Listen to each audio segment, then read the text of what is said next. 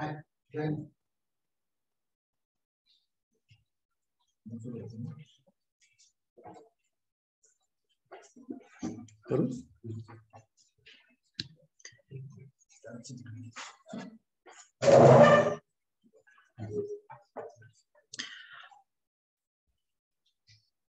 मित्रांनो,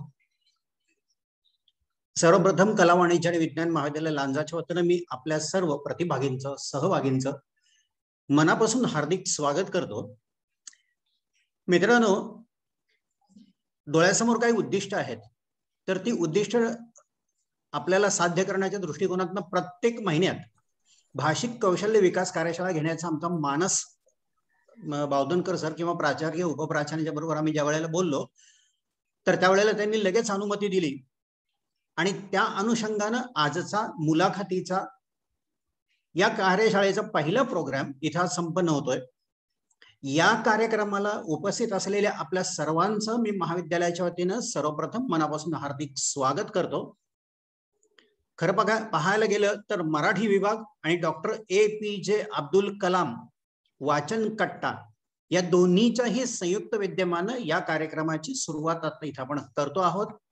महाविद्यालयाचे प्राचार्य आदरणीय डॉक्टर अरविंद कुलकर्णी सर, महाविद्यालयाचे उपप्राचार्य doctor KR Chavan sir, Marathi विभाग प्रमुख प्राध्यापक महेश बावधनकर सर, या सर्वांचं मनापासून मी स्वागत करतो। आणि मला एक गोष्ट तुम्हाला सगळ्यांना सांगायला आवडेल की आत्ताच्या सगळ्या सिनेरियोचा ज्या वेळेला आपण विचार करतो, तर त्यावेळेला कोणत्याही एका भाषेवरचं आपलं असणारं प्रभुत्व हे सगळ्यात महत्वाचं आणि अधोरेखित केल्यासारखं जास्त वाटतं। कारण आत्ताचा जमाना हा मीडियाचा जमाना आहे, अभिव्यक्तीचा जमाना आहे, लोकांसमोर आपली मतं आपले विचार व्यक्त करण्याचा जमाना आहे। आणि मग ते विचार व्यक्त करत असताना प्रत्येकाला भाषेची जास्त गरज जाणवते। मग कोणत्याही भाषांमधला असेल, दोन व्यक्तींच्या मधला असलेला संवाद असेल, आपल्यामध्ये असलेले भाषिक कौशल्यांचा होत राहणारा विकास असेल, तर आपण बोलावं कसं, मुलाखती घ्याव्यात कशा, सूत्रसंचलन करावं कसं, त्यानंतर वादविवाद स्पर्धांमध्ये भाग घ्यावं कसं, वक्तृत्व स्पर्धांची नेमकी तयारी करावी कशी, आपलं लेखन कौशल्य नेमकं विकसित करावं कसं, त्यानंतर एकांकिका या लिहाव्यात कशा, या सगळ्या संदर्भांमध्ये आम्ही तुम्हाला संबंध वर्षभरामधल्या वेगळ्या वेगळ्या आणि प्रत्येक महिन्याला वेगळ्या वेगळ्या विषयांच्यावर होत जाणाऱ्या कार्यशाळांमध्ये मार्गदर्शन करणार आहोत। ह्या मार्गदर्शनामध्ये बाहेरून आलेल्या रिसोर्स पर्सन मार्गदर्शक व्यक्तींचं जेवढं मोलाचं मार्गदर्शन लाभेल, तर त्या कार्यशाळेमध्ये आणखीन एक गोष्ट होणार आहे, ती म्हणजे प्रत्येक महिन्याच्या तिसऱ्या आठवड्यामध्ये वेगळ्या वेगळ्या विषयांच्यावर 3 दिवसाची तांत्रिक कार्यशाळा होईल। मध्ये तुम्हाला 8 दिवसांचा कालावधी दिला जाईल। ज्या विषयावर ती कार्यशाळा असेल त्या विषयावरच्या कार्यशाळेमध्ये तुम्ही जे शिकला आहात, तर ते ऍक्च्युअली तुम्ही मुलाखती घ्यायच्या किंवा तुम्ही एखाद्या कार्यक्रमाचं सूत्रसंचलन करायचं, अशा सारखे तुम्हाला टार्गेट दिले जातील। तुम्ही तुमचे व्हिडिओ बनवायचे आणि आमच्या मेलला पाठवायचे किंवा आता टेलिग्राम ग्रुप जो बनवला जाईल त्याला पाठवायचे। तुमचे ते बघितले जाणार आहेत आणि त्याच्यावर एक कार्यक्रम घेतला जाणार आहे, तोही मार्गदर्शनाचा, की कशाची गरज असायला हवी होती किंवा किती सुंदर पद्धतीने आपण केला आहे या सगळ्या बाबतीतली। हा आमचा मुळात सगळा हा कार्यक्रमाचा उद्देश आहे। वर्षभराचं हे सेशन असल्यानंतरचं आजचं पहिलं पुष्प गुंफण्याकरता इथं मराठी विभागाचे प्राध्यापक डॉक्टर महेश बावधनकर सर उपस्थित आहेत। उद्याचं व्याख्यान होणार आहे ते आकाशवाणीवरचे आदरणीय विद्वांस सर। त्यानंतरचं व्याख्यान होणार आहे गोपटे जोगळेकर महाविद्यालयाच्या डॉक्टर निधी पटवर्धन मॅडम। नंतर तुम्हाला कार्यशाळेकरता वेळ दिला जाईल आणि त्यानंतर तुमचं प्रसारण होणार आहे तुमच्या मुलाखतींचं। बघू आता किती कौशल्य आपण विकसित करतो आहोत। या कार्यक्रमाला आता शुभेच्छा देण्याकरता मी सर्वप्रथम इथे आमंत्रित करतो महाविद्यालयाचे उपप्राचार्य doctor KR Chavan sir, IQSA चे समन्वयक, या दृष्टीने त्यांनी या कार्यशाळेची गरज विशद करावी असं सरांना विनंती करतो। सर, सर्वप्रथम या कार्यक्रमासाठी उपस्थित आपणा सर्वांना मी नमस्कार करतो आणि APJ अब्दुल कलाम वाचन कट्टा याचे प्रमुख, तसेच आमच्या महाविद्यालयातील मराठी विभागाचे प्रमुख डॉक्टर महेश बावधनकर, त्याचबरोबर डॉक्टर राहुल मराठे हिंदी विभाग आणि आमच्या राष्ट्रीय सेवा योजनेचे समन्वयक, जिल्ह्याचे समन्वयक, ज्यांनी हा उपक्रम म्हणजे अतिशय विद्यार्थ्यांसाठी आवश्यक असणारा असा एक उपक्रम आपल्या वाचन कट्टाच्या माध्यमातून घेतला. APJ अब्दुल कलाम वाचन कट्टा तसेच आमच्या महाविद्यालयातील मराठी विभाग अतिशय जिव्हाळ्यानं विद्यार्थ्यांसाठी कार्यक्रम घेणारे, म्हणजे एका टिपिकल अशा स्ट्रक्चर मध्ये न राहता विद्यार्थ्यांना खरोखरच कशा प्रकारे रुजवता येईल, म्हणजे जे काही आपण कार्यक्रम घेतो त्याचा अतिशय विद्यार्थ्यांच्या मानसिकतेपासून विचार करून आखणी केली जाते. हे त्यांची गोष्ट मला खूप नेहमी भावणारी आहे.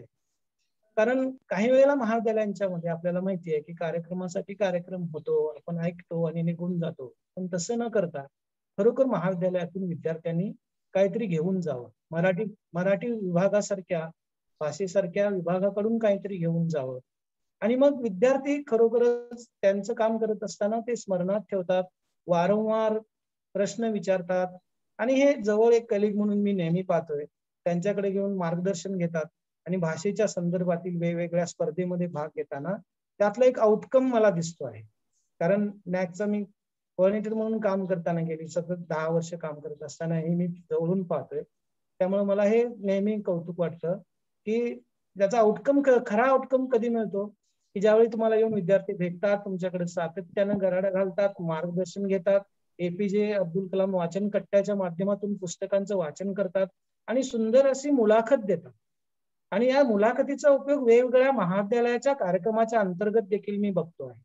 जसं की ग्रंथालयाच्या मार्फत आपण जे बेस्ट रीडर कॉम्पिटिशन घेतो, उत्कृष्ट वाचक, त्याच्यामध्ये विद्यार्थी खूप छान बोलतात. त्यांची एक तालीम होते अशा वेगवेगळ्या कार्यक्रमाच्या माध्यमातून. म्हणजे जे आपण वाचन कट्ट्याच्या माध्यमातून पुस्तकं वाचून त्याच्यावर आपण भाष्य करतो, त्याचेही आउटपुट आपल्याला मिळत आहे. जसं मराठी विभागाकडून एसे रायटिंग कॉम्पिटिशन असेल, त्यानंतर वेगवेगळे असे एक रुटीन मध्ये बावधनकर सर घेत असतात, त्याचे रिझल्ट खूप चांगले मिळतात. आणि एक नोंद म्हणजे मुद्दा मी त्या ठिकाणी मी सगळ्यांसाठी नोंद करावीशी वाटते की मराठी विभागाने जो म्हणजे प्लॅटफॉर्म तयार केला ह्याचा युट्यूब चॅनलचा प्लॅटफॉर्म, खूप चांगले रिस्पॉन्स त्याच्यामध्ये मी बघितलेले आहेत. वैयक्तिकरित्या लोकांनी फोन करून सांगितलेले की तुमच्या महाविद्यालयाचा जो म्हणजे मराठी विभागाचे जे आम्ही कार्यक्रम बघितलेले आहेत ते गेल्या लॉकडाऊनच्या काळात अत्यंत उपयुक्त होते आणि काही भावनिक पत्र सुद्धा आम्हाला बघायला मिळाले. आणि खरोखर मी म्हणजे मला आश्चर्य वाटलं की एक उपक्रम आपण घेतो की तुमच्या भावना व्यक्त करा आणि त्या अडचणी बाहेर येतात लोकांनी कशा पद्धतीनं कुटुंबात राहून. म्हणून साहित्याचं एक अंग आहे ना समाजातील वेगवेगळ्या समस्यांना भेटण्याचं, आणि त्याच्या अनुषंगाने आपल्याला ज्या गोष्टी एक उच्च शिक्षणातले एक जबाबदार महाविद्यालय म्हणून जे कळतात आणि त्याच्यावर आपण काम करतो, त्यासाठीच हे योगदान मला अत्यंत महत्वाचं वाटतं.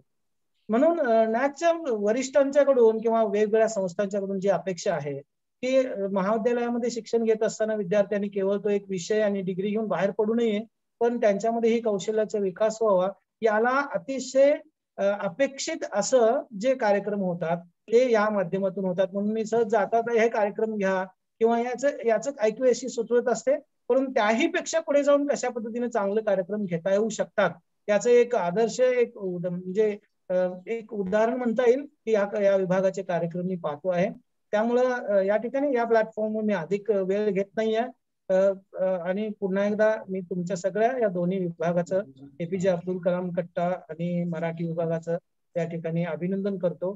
खूप स्तुत्य उपक्रम आहे. आम्ही सुद्धा हे कौशल्याच्या माध्यमातून हे सगळं बघणार आहोत आणि आत्मसात करणार आहोत.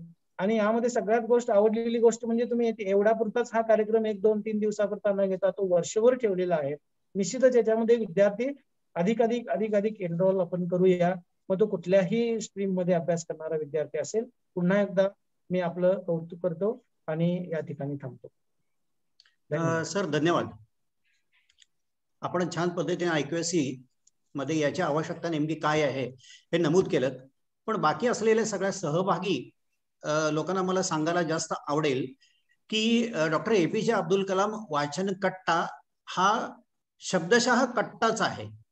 म्हणजे समोरच्या बाजूला सुरेख असलेलं आमचं मोठं ग्राउंड आहे, त्याच्या कडेला झाडं माडं आहेत आणि नंतर तिथे काही बाकडी आहेत. तर ते बाकड्यांच्यावर प्रत्येक महिन्यामधल्या एका दिवशी विद्यार्थ्यांना बोलावलं जातं. त्या विद्यार्थ्यांनी वाचलेल्या पुस्तकांवर त्यांना प्रेझेंटेशन द्यायला सांगितलं जातं. मग कोणतं पुस्तक कशा पद्धतीने चांगलं आहे याचा उहापोह होतो आणि अर्ध्या पाऊण तासामध्ये तो कार्यक्रम जरी संपत असला तरी सुद्धा त्याचं जे आपण वाचतो आहोत आणि जे कादंबरीवर किंवा एखाद्या पुस्तकावर चर्चा झाली आहे ती मात्र रेंगाळते पुढच्या महिन्यापर्यंत. आणि आपोआपच मागच्या महिन्यात झालेल्या विद्यार्थ्यांच्या सहभागाची संख्या हळूहळू पावलं तिकडे जास्त वाढत जातात आणि वाचनाकडे सुद्धा कल आज जास्त विद्यार्थ्यांचा वाढताना आम्हाला दिसतोय. आणि म्हणून हा एक उपक्रम आमच्या दृष्टीने फार महत्वाचा ठरतो. यानंतर कार्यक्रम या उद्घाटनाच्या औपचारिक कार्यक्रमात पुढे जात असताना मी आमच्या महाविद्यालयाचे प्राचार्य डॉक्टर अरविंद कुलकर्णी सर यांना विनंती करतो की त्यांनी या कार्यक्रमाला शुभेच्छा द्याव्यात. नमस्कार.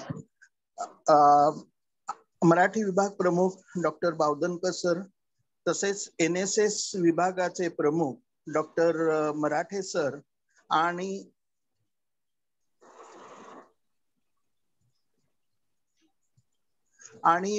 मित्र हो, प्रथम सर्वांना मी आजचा हा जो कार्यक्रम आपण ऑर्गनाइज केलाय महाविद्यालयातर्फे त्याबद्दल मी मराठी विभाग प्रमुख तसेच मराठी विभाग तसंच वाचन कट्टा या दोघांनाही खूप खूप धन्यवाद देऊ इच्छितो. मराठी विभागाच्या वतीने अनेक सर्जनशील उपक्रमांचे सातत्याने आयोजन करण्यात येत असते. विद्यार्थ्यांचं व्यक्तिमत्व विकासासाठी मराठी विभाग सतत प्रयत्नशील राहिला आहे. विशेष म्हणजे गेल्या वर्षात करोनाने संपूर्ण व्यवस्था स्थिर केली असताना सुद्धा माझ्या महाविद्यालयातील मराठी विभागाने याकडे संधी म्हणून पाहिले आहे. प्रत्यक्ष उपक्रम राबविताना येणाऱ्या मर्यादांवरती मात करण्यासाठी ऑनलाईन पद्धतीने विविध स्पर्धांचे आयोजन केले गेले. आताच KR सरांनी सांगितल्याप्रमाणे आम्ही एसे कॉम्पिटिशन असेल, पत्रलेखन कॉम्पिटिशन असेल, अशा विविध प्रकारच्या कॉम्पिटिशन्स आम्ही मराठी विभागातर्फे ऑर्गनाइज केल्या गेल्या. या पद्धतीचे कार्यक्रम आम्ही महाराष्ट्रामध्ये तसंच गोवा या राज्यामध्ये देखील ऑर्गनाइज केलेले होते, ज्याच्या माध्यमातून विविध स्पर्धांचे आयोजन करून महाराष्ट्र आणि गोवा या दोन्ही राज्यातील अनेकांना लेखनाची संधी प्राप्त करून देण्यात आली. पत्रलेखन स्पर्धा, चित्रवाक्य लेखन स्पर्धा अशी एक वेगळ्या पद्धतीची स्पर्धा देखील आमच्या महाविद्यालयातर्फे मराठी विभागातर्फे ऑर्गनाइज केली गेली. पुस्तक परीक्षण, निबंध, वक्तृत्व या अशा स्पर्धांचे देखील आयोजन करण्यात आलेले आहे. या सर्वच उपक्रमांना भरभरून आपण सर्वांनी प्रतिसाद दिला आहे. तीच परंपरा मराठी विभाग आणि भारतरत्न डॉक्टर APJ कलाम वाचन कट्टा यापुढे देखील घेऊन जात आहेत. विद्यार्थ्यांचा, तरुणांच्या व्यक्तिमत्व विकासासाठी अत्यंत आवश्यक अशा भाषिक कौशल्य विकास कार्यक्रम महाविद्यालयातर्फे मराठी विभागातर्फे हाती घेतलेला असून आज त्यांचा आपण शुभारंभ करीत आहोत आणि याचं मला खूप आनंद आहे. आजपासून पुढील 10-12 दिवस मुलाखत या अत्यंत महत्वाच्या विषयावर आपल्या महाविद्यालयातील तसेच विविध प्राध्यापक मित्र मार्गदर्शन करणार आहेत. त्यामध्ये आकाशवाणी रत्नागिरीचे माननीय कार्यक्रम अधिकारी सुहास विद्वांस सर, गोगटे जोगकर महाविद्यालय रत्नागिरी येथील माननीय डॉक्टर निधी पटवर्धन आणि आमच्या महाविद्यालयातील मराठी विभाग प्रमुख डॉक्टर बावधनकर सर, वाचन कट्टा प्रमुख डॉक्टर राहुल मराठे सर इत्यादी सर्व मित्र मार्गदर्शन करणार आहेत. या सर्वांच्या मार्गदर्शनाने मला खात्री आहे की विद्यार्थ्यांच्या आयुष्यामध्ये उभे राहण्याची प्रेरणा मिळेल. तसंच मी या सर्व मान्यवर आणि सहभागी विद्यार्थ्यांना माझ्यातर्फे शुभेच्छा देतो, महाविद्यालयातर्फे शुभेच्छा देतो. Thank you. Thanks a lot. Sir धन्यवाद. आपण सुरेख पद्धतीने आम्हाला कायमच प्रेरित करता आहात, त्याबद्दल शतशः धन्यवाद. यानंतर कार्यक्रमाच्या आभाराकडे जाताना मी आमंत्रित करतोय मराठी विभागाचे प्राध्यापक सचिन किजमिले सर. नमस्कार. आज मराठी विभाग आणि भारतरत्न डॉक्टर APJ अब्दुल कलाम वाचनकट्टा यांच्या संयुक्त विद्यमाने भाषिक कौशल्य कार्यशाळेचे उद्घाटन या ठिकाणी होत आहे. या उद्घाटनाच्या कार्यक्रमाकरता ज्यांनी उद्घाटन केले ते आमचे महाविद्यालयाचे प्राचार्य डॉक्टर अरविंद कुलकर्णी सर, यांचे मी मनपूर्वक आभार मानतो.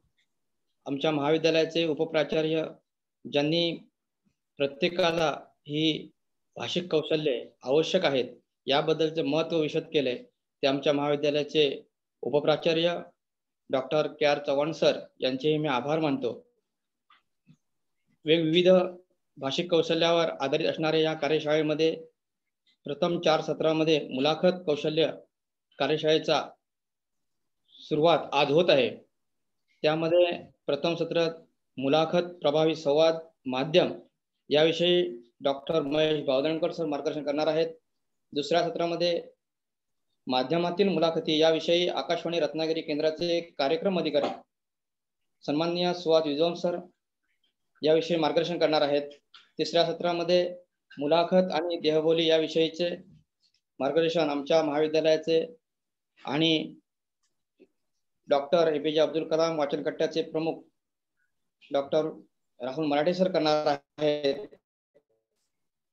त्याचबरोबर चौथ्या सत्रामध्ये प्रकट मुलाखत, तंत्रमंत्र आणि प्रात्यक्षिक याविषयीचे मार्गदर्शन डॉक्टर जोगळेकर महाविद्यालयाच्या मराठी विभागाच्या सहयोगी प्राध्यापिका डॉक्टर निधी पटवर्धन मार्गदर्शन करणार आहेत.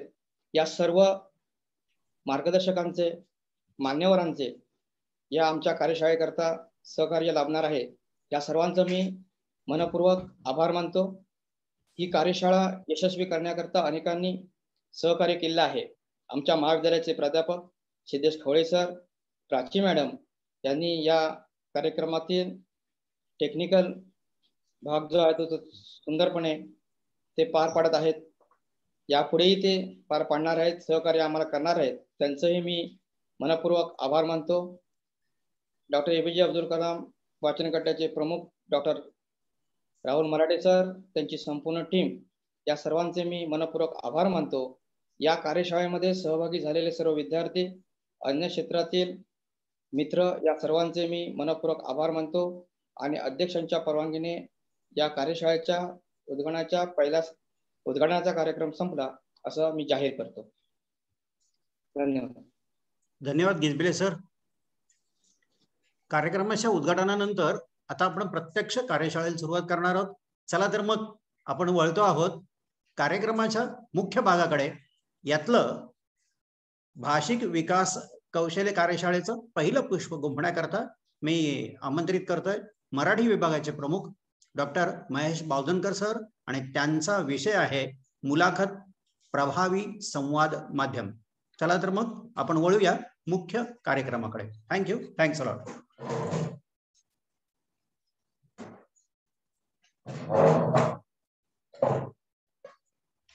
नमस्कार. मराठी विभाग आणि डॉक्टर APJ अब्दुल कलाम वाचनकट्टा यांच्या वतीनं आम्ही विद्यार्थ्यांच्या व्यक्तिमत्व विकासासाठी भाषिक कौशल्यावर आधारित ज्या कार्यशाळा घेणार आहोत त्याचा प्रारंभ होत आहे. आणि हा प्रारंभ करत असताना आम्हाला आनंद होत आहे की या विद्यार्थ्यांच्या आयुष्यामध्ये काहीतरी बदल करण्यासाठी आम्हाला एक संधी मिळते, म्हणून आम्ही हा प्रयोग करतो आहोत. यामध्ये अनेक जण सहभागी आहेत. YouTube चॅनेलवरती काही जण असतील. हे सगळं करत असताना एक आनंद असा आहे की विद्यार्थी आज जो मागे पडतो आहे किंवा त्याला वक्तृत्व कला नाही, बोलता येत असं जेव्हा म्हणतो तेव्हा ते, किंवा एखादा स्टेज परफॉर्मन्स करायचा असतो तो कसा करायचा असतो, हे जेव्हा विद्यार्थी मागे पडतो असं जेव्हा म्हणतो तेव्हा ते आपल्याला खंत वाटते. आणि म्हणून या विद्यार्थ्यांनी इतर कौशल्यांच्या बरोबरच भाषिक कौशल्यही शिकावीत, ते आत्मसात करावीत आणि त्यात सुद्धा आपलं करिअर करता येतं हे दाखवून द्यावं. आणि यासाठी हा एक आमचा एक प्रयत्न आहे.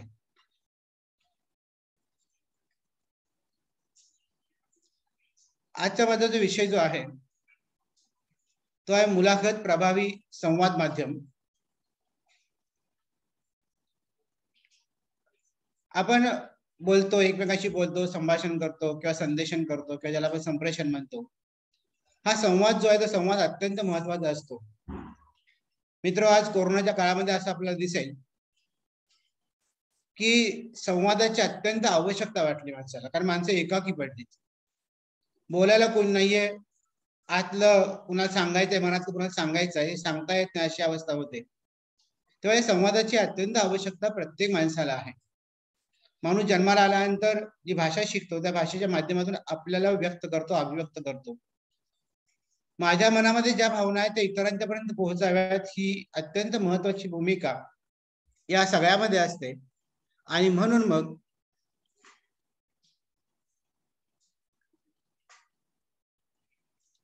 म्हणून ही भूमिका सातत्यानं लक्षात घेणं आवश्यक आहे की आपण संवाद करायचा आहे.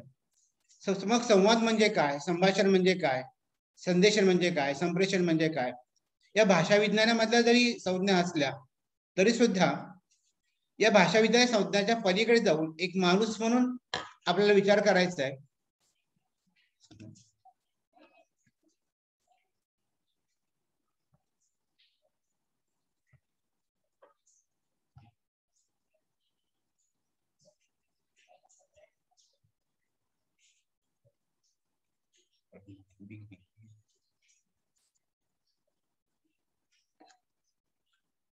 तर एक माणूस म्हणून आपल्याला एक विचार करायचा आहे, संवाद साधायचा आहे. आणि म्हणून हा संवाद साधत असताना अनेक माध्यम संवाद साधण्यासाठी आहेत. या संवाद साधणाऱ्या अन्य माध्यमांचा उपयोग करून आपल्याला आपला आत्मविश्वास वाढवता येतो, आपल्याला करिअर करता येतं. आणि मग संवाद म्हणजे काय हे आपण पाहिलं पाहिजे. आता संवाद ही गोष्ट जी आहे ही प्रत्येक दोन व्यक्तीमध्ये, दोन प्राण्यांच्या मध्ये सुद्धा होते. म्हणजे फक्त माणसंच बोलतात असं नाही, तर प्राणीही बोलतात. प्राण्यांनाही एकमेकांना काही सांगावं लागतं, ते आपल्या आवाजातून एकमेकांना सांगत असतात. आणि मग क्रिया प्रतिक्रिया व्यक्त होत असतात, एकमेकांचा परिसंवाद घडत असतो किंवा संवाद घडत असतो. काही वेळा आपण हालचाली करतो, शारीरिक हालचाली करतो किंवा अशा माध्यमातून आपण काहीतरी सांगत असतो. तर या सगळ्यांच्या मध्ये एक अपेक्षित असतं, तो म्हणजे संवाद चांगला घडला पाहिजे. फक्त एकमेकांशी दोन व्यक्ती बोलल्या म्हणजे संवाद झाला असं नाही, तर संवाद मनाच्या तळापर्यंत गेला पाहिजे. तो व्यवस्थितपणे परस्पर संवाद झाला पाहिजे. आणि म्हणून त्या दोन गोष्टी आवश्यक असतात, एक म्हणजे बोलणं आणि दुसरं म्हणजे ऐकणं. संवादामध्ये दोघे जण आवश्यक आहेत, एक वक्ता आणि श्रोता. आणि हे वक्ता आणि श्रोता, ज्ञानेश्वरांच्या भाषेमध्ये असं ज्ञानेश्वरही म्हणतात की जे सांगायचं आहे ते सांगण्यासाठी कोणतरी हवंच. तो वक्ता पाहिजे आणि तो आता ऐकणारा श्रोता पाहिजे. आणि हे सांगत असताना ए हृदयीचे ते हृदय घालावे असं ज्ञानेश्वर महाराज म्हणतात. म्हणजे या हृदयातलं एका हृदयातलं दुसऱ्या हृदयामध्ये टाकायचं आहे. माझ्या हृदयातल्या भावना तुमच्यापर्यंत त्या पोहोचाव्यात, तुमच्यापर्यंत ते याव्यात, तेव्हा तो संवाद होतो. नाहीतर मग केवळ चर्चा होतात किंवा आपण सोडून देतो विषय, काय तात्पुरती चर्चा होते असं न होता माझ्या मनातला आशय जोपर्यंत तुमच्या मनामध्ये उतरत नाही तोपर्यंत संवाद झाला असं आपल्याला म्हणता येणार नाही. आणि म्हणून मग हा हेतूच आपला आहे की आपण अनेक माध्यमातून जेव्हा आपण संवाद साधण्याचा प्रयत्न करत आहोत, की चित्र आहे, ध्वज आहेत, चिन्ह आहेत, संगीत आहेत, काही खानाखुणा आहेत, हातवारे आहेत, हावभाव आहेत, हे सुद्धा आपण शारीरिक हालचाली ज्याला म्हणतो त्या हालचालीच्या माध्यमातून आपण संवाद साधत असतोच. पण यापेक्षा सर्वाधिक संवाद जो चांगला होतो तो म्हणजे मौखिक पद्धतीचा भाषा, जे आपण मुखावाटी भाषा बोलतो त्या भाषेतूनच हा संवाद चांगला होऊ शकतो. कारण बाकीच्या सर्व माध्यमांना किंवा भाषेतर साधनांना, भाषा सोडून इतर साधनांना काही मर्यादा आहेत, त्याच्या मर्यादा आपल्याला आपल्या मौखिक भाषेला नाही. आणि त्यामुळे हा संवाद साधत असताना आपण चर्चा, परिषदा, वक्तृत्व, लेखन, मुलाखत या सर्व माध्यमांचा आपण वापर करतो. आणि यामध्ये एक संवाद अत्यंत महत्वाचा असा एक माध्यम जे आहे ते म्हणजे मुलाखत हे एक माध्यम आहे. आता हे मुलाखत माध्यम का माध्यम महत्वाचं आहे? कारण का इथे प्रत्यक्ष एकमेकांचा संवाद होतो, हा परस्पर संवाद होतो, देवाणघेवाण होते, जिव्हाळ्याने देवाणघेवाण होते. किंबहुना मुलाखतीचं सर्वात महत्वाचं वैशिष्ट्य म्हणजे हा ठरवून केलेला संवाद असला तर तो ठरवून केल्यासारखा वाटत नाही. हा परस्पर संवाद आहे आणि त्यामुळं मुलाखतीमध्ये आपण माणसाला जाणून घेतो. आता या स्क्रीनवर तुम्हाला एक चित्र दिसतंय. त्या चित्रामध्ये मृणाल कुलकर्णी अभिनेत्रीची मुलाखत सुरू आहे. तो एक फोटो आहे त्याचा आणि त्याने असं म्हटलेलं आहे की रमाच्या भूमिकेने माणूस म्हणून कसं जगायचं हे मला शिकवलं. आता हे मुलाखतीमधलं एक वाक्य आहे. केवळ हे वाक्य म्हणून न घेता त्यांच्या आयुष्यामध्ये रमाची भूमिका साकारत असताना त्यांच्या आयुष्यात काय बदल झाले, एक कलाकार म्हणून, एक माणूस म्हणून, या सगळ्याचं प्रकटीकरण आपल्याला त्या मुलाखतीच्या माध्यमातून होतं. जेव्हा आपण मुलाखत ऐकतो तेव्हा ऐकत असताना आपण त्यांचा जीवन परिचय करून घेत असतो, त्यांना समजावून घेत असतो, त्यांच्या आंतरिक ज्या कला आहेत वेगवेगळ्या त्या कला आपल्याला जाणवत असतात आणि या त्याचे जे अनेक पैलू आहेत ते पैलू आपल्याला लक्षात येतात. त्यामुळे व्यक्ती म्हणून आपल्या समोर मुलाखतीच्या माध्यमातून एखाद्या व्यक्तिमत्वाला संपूर्णपणे सर्वंकषपणे आणता येतात. आणि म्हणून मुलाखत एक परस्पर संवादाचं अत्यंत महत्वाचं असं माध्यम आहे. मुलाखत हा शब्द जो आहे तो मुळातला अरबी शब्द आहे मुलाकात. हिंदी गाण्यांच्या मध्ये मुलाकात हो गई वगैरे अशा अनेक गाणं आहेत. या अनेक गाण्यांच्या मध्ये मुलाकात शब्द येतो, चर्चा होते, माझं मनातलं काही सांगितलेलं असतं. त्या गाण्यांच्या मध्ये सुद्धा इतका अर्थपूर्ण शब्द येतो मुलाकात. तेव्हा तो शब्द जो आहे त्या शब्दापासून आपण मुलाखत हा मराठी शब्द घेतो. इंग्रजीमध्ये या शब्दाला इंटरव्ह्यू असं म्हणतो आणि हिंदीमध्ये या शब्दाला साक्षात्कार असा अर्थ आहे. आता या दोन शब्दांच्या मध्ये की इंटरव्ह्यू या शब्दाचा आपण जर फोड केली तर आतमध्ये वळून पाहणं, आतमध्ये पाहणं, आंतरदृष्टी न आपण पाहणं हा त्याचा अर्थ होतो. म्हणजे एक अर्थपूर्ण असताना शब्द येतो. तर हिंदीमध्ये साक्षात्कार आहे. हा साक्षात्कार शब्द मराठीतल्या साक्षात्कार या शब्दापेक्षा जरी वेगळा असला तरी हाही साक्षात्कार कशाचा आहे तर माणूस जाणून घेण्याचा साक्षात्कार आहे. माणूस म्हणून स्वतःला किंवा दुसऱ्याने जाणून घेणं, स्वतःला जाणून घेणं हा एक साक्षात्कारच आहे. त्यामुळे आतमध्ये वळून पाहणं आणि म्हणून आपण असं म्हणतो की आंतरदृष्टी देणारा प्रभावी संवाद आहे. आंतरदृष्टी देणारा. बऱ्याच वेळा आपलं आयुष्य जगून झालेलं असतं, आपल्याला यश मिळालेलं असतं, आपल्या अनेक घटना आयुष्यामध्ये घडलेल्या असतात. या घटनांचं सिंहावलोकन आपण या माध्यमातून होऊ शकतं. आता आत्मचरित्राच्या माध्यमातून सुद्धा हे सिंहावलोकन करता येतं, पण त्याचबरोबर एखाद्या मुलाखतीच्या माध्यमातून सुद्धा हा इतरांसाठी मी केलेले सिंहावलोकन जे आहे किंवा मी जे सांगतोय ते लोकांच्या पर्यंत जाऊ शकतं. आणि त्यामुळे मीच माझं परीक्षण करत असतो, मी माझं मूल्यमापन करत असतो, मीच मला समजावून घेत असतो आणि आयुष्यातल्या घटनांच्याकडे मी आताही एका वेगळ्या नजरेने पाहत असतो. प्रत्येक टप्प्यावरती जे काही घडलं आहे ते माझ्या स्मरणामध्ये आहे आणि त्या टप्प्यामध्ये जे जे काही घडलं ते आज मी मांडत आहे. ही मुलाखत दात्याची भूमिका असते. तर मुलाखत देणारा जो आहे तो महत्वाचा आहे. तो देणारा हा आपल्या आतमध्ये वळून पाहतो. घटना जेव्हा घडत असतात तेव्हा आपण इतकंसं आतमध्ये वळून पाहत नाहीये. घटना घडून गेल्यानंतर त्याकडे आपण पुन्हा जेव्हा पाहतो ती घटना भूतकाळात गेलेली असते, होऊन गेलेली असते, पुन्हा ते मनाच्या पटलावरती ते सगळं येतं आणि आपण त्याकडे एका वेगळ्या नजरेने पाहतो. एका अर्थाने एक परीक्षक आपल्या जागा असतो. तर माझ्यातला मी जो आहे मी शोधण्याचा प्रयत्न या मुलाखतीमधून होतो आणि त्यामुळे आंतरदृष्टी देणारा एक प्रभावी संवाद म्हणून मुलाखतीकडे आपण पाहतो. आताच म्हटल्याप्रमाणे हा व्यक्तींचा संवाद आहे, दोन व्यक्तींचा संवाद आहे. संवादासाठी दोघांची गरज आहे. आपण बऱ्याच वेळा दोन व्यक्तींची गरज तर आहेच, पण आपण आपल्या मनाशी बोलतो काही वेळा म्हणण्यापेक्षा बहुतांश वेळा आपण आपल्या मनाशी बोलतो. तुकाराम महाराजांनी म्हटल्याप्रमाणे हा संवाद मनाशी सुरू होतो आणि मनाशी संवाद सुरू होत असतो तेव्हा आपलं मन एका मुलाखत देणाऱ्याच्या भूमिकेमध्ये असतं आणि आपण मुलाखत दात्याच्या भूमिकेमध्ये असतो.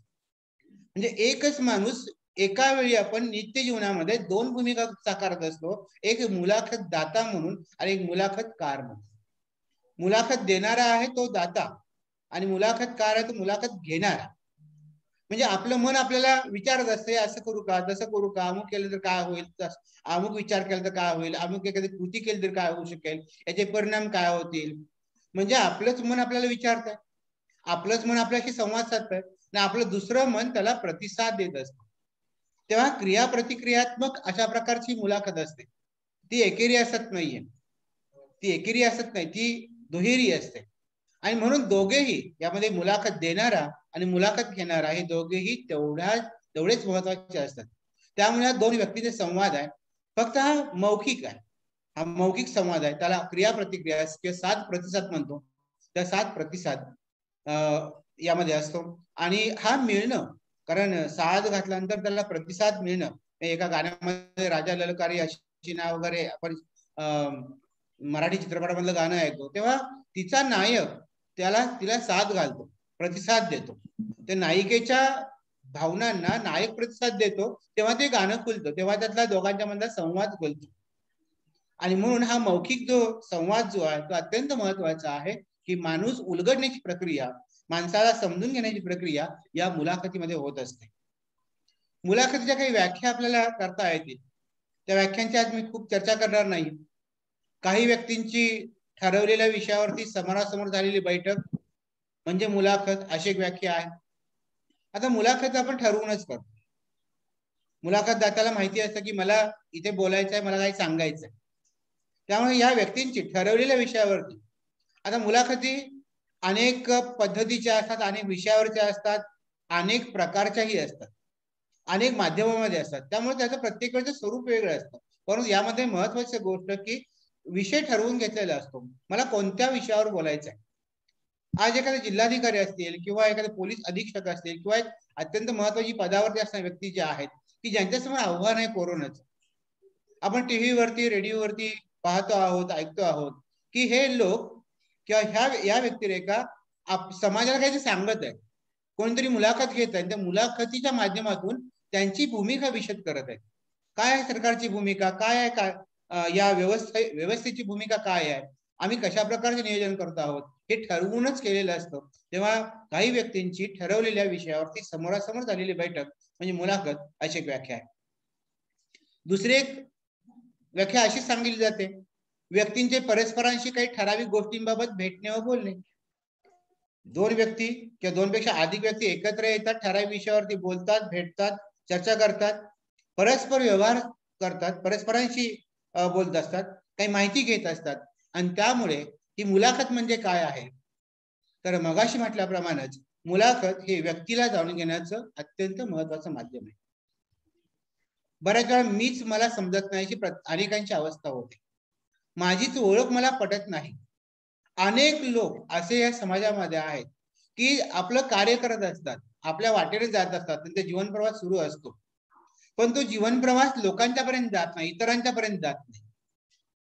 तेव्हा किंवा त्याचं अंतरंग कसं आहे, आपण बाह्यरंग बघतो, तो माणूस अमुक करतोय, तमुक करतोय, या गोष्टी करतोय, इतकं मोठं काम केलंय वगैरे, पण आतमध्ये माणूस कसा आहे, त्यांचे विचार काय, त्यांच्या भावना काय आहेत, आणि त्यांच्या व्यक्तिमत्वाचे अन्य गुण हे करत असताना ते नियोजन कसं करतात, अशा अनेक प्रकारच्या गुणांची चर्चा कधी होते, तर ती मुलाखतीने होते. आणि मुलाखत हे व्यक्तीला जाणून घेण्याचं महत्वाचं माध्यम आहे. मग अशी मी इंटरव्ह्यू असं जेव्हा म्हणाल तेव्हा इंटरव्ह्यूचा अर्थच असा आहे की तो जाणूनच घ्यायचा आहे. जसं एखाद्या आपल्या नोकरीच्या मुलाखतीमध्ये पुढची कमिटी आहे त्या उमेदवाराला जाणूनच घेत असते, त्याला त्याच्याजवळ काय आहे, त्याचं स्किल काय, कौशल्य काय आहे, तो कसा आहे, अभ्यास कसा आहे, किंवा नेमका विषय त्याला किती माहित आहे, हे सगळं जाणून घेत असते. त्यामुळे मुलाखत ही अत्यंत प्रभावी असं माध्यम आहे. या मुलाखतीच्या माध्यमातून आत्ताच म्हटल्याप्रमाणे व्यक्तीचे विचार, भावना, कार्य, त्याचा दृष्टिकोन, त्याचं भविष्यकालीन जीवन याचं प्रकटीकरण या मुलाखतीतून होते. हे या कार्यशाळेत आयोजन करत असताना ज्यांनी या कार्यशाळेमध्ये सहभागी झाले त्यांचा ग्रुप जो केला, त्या ग्रुपवरती आम्ही 4-5 मुलाखती पाठवल्या. त्या पाठवण्याचा उद्देश एवढा होता की त्या मुलाखतींचं निरीक्षण या सहभागी विद्यार्थ्यांनी करावं.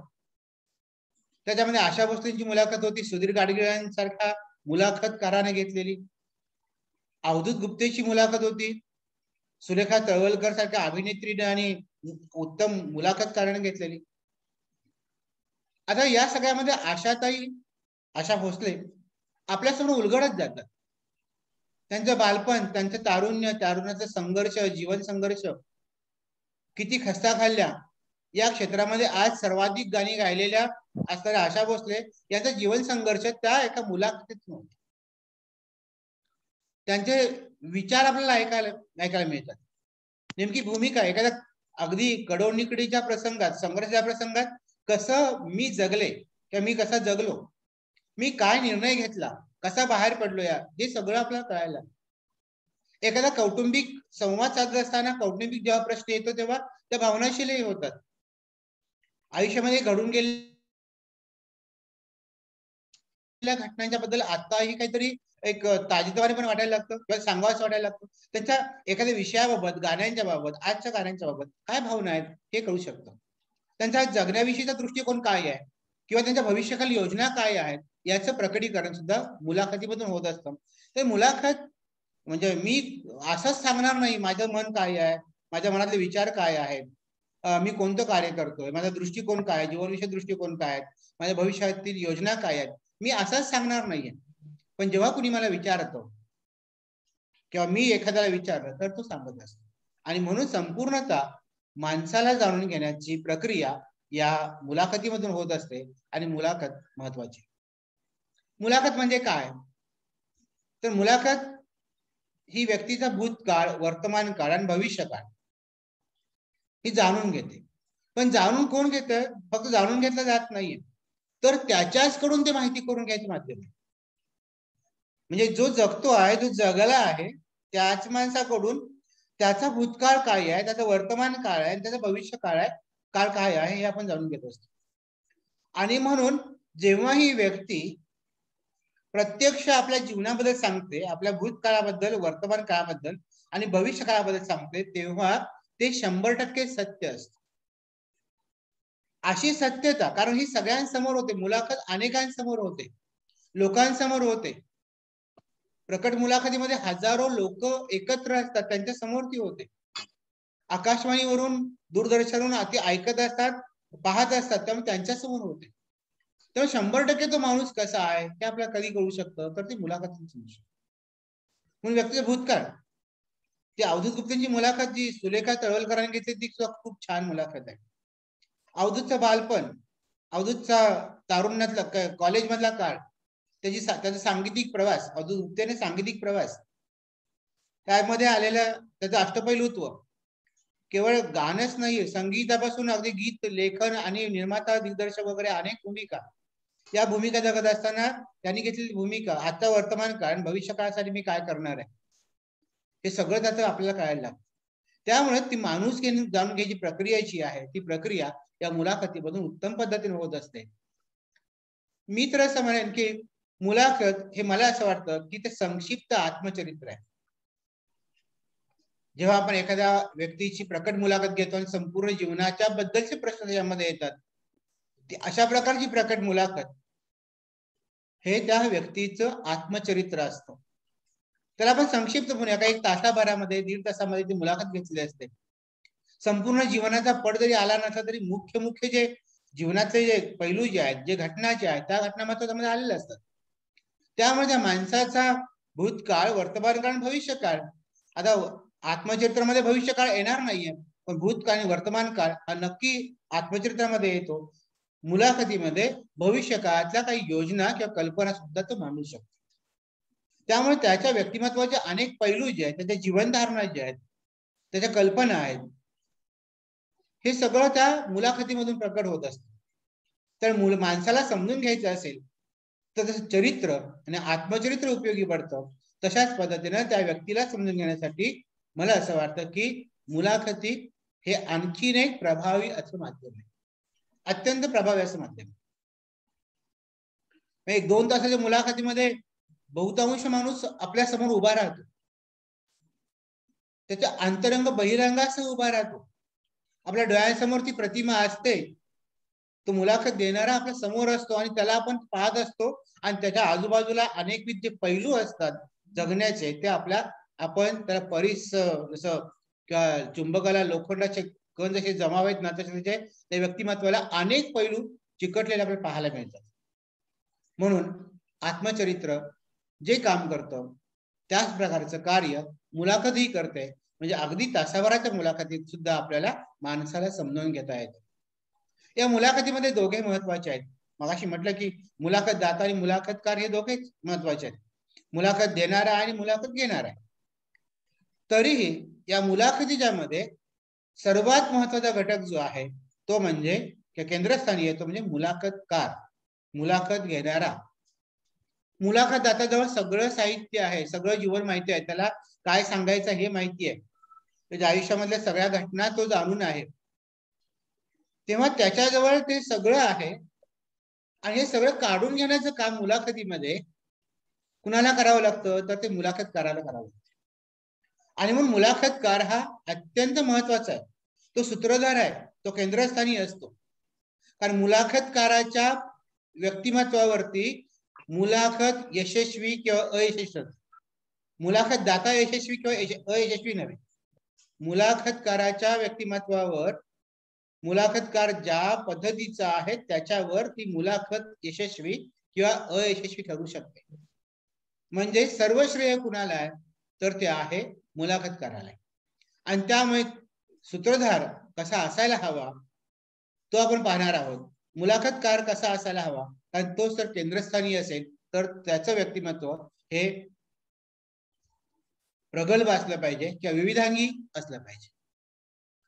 मुलाखत का घेतली जाते ते हेतू आपण थोडक्यात जाणून घेऊया आणि मग मुलाखतकाराच्या व्यक्तिमत्वाचे पैलू जे आहेत ते काय असायला हवे, त्या मुलाखतकार कसा असायला हवा ते आपल्याला जाणून घेता येईल. आपण मुलाखत का घेतो तर विशिष्ट म्हणजे वेगवेगळ्या कारणांसाठी घेतो.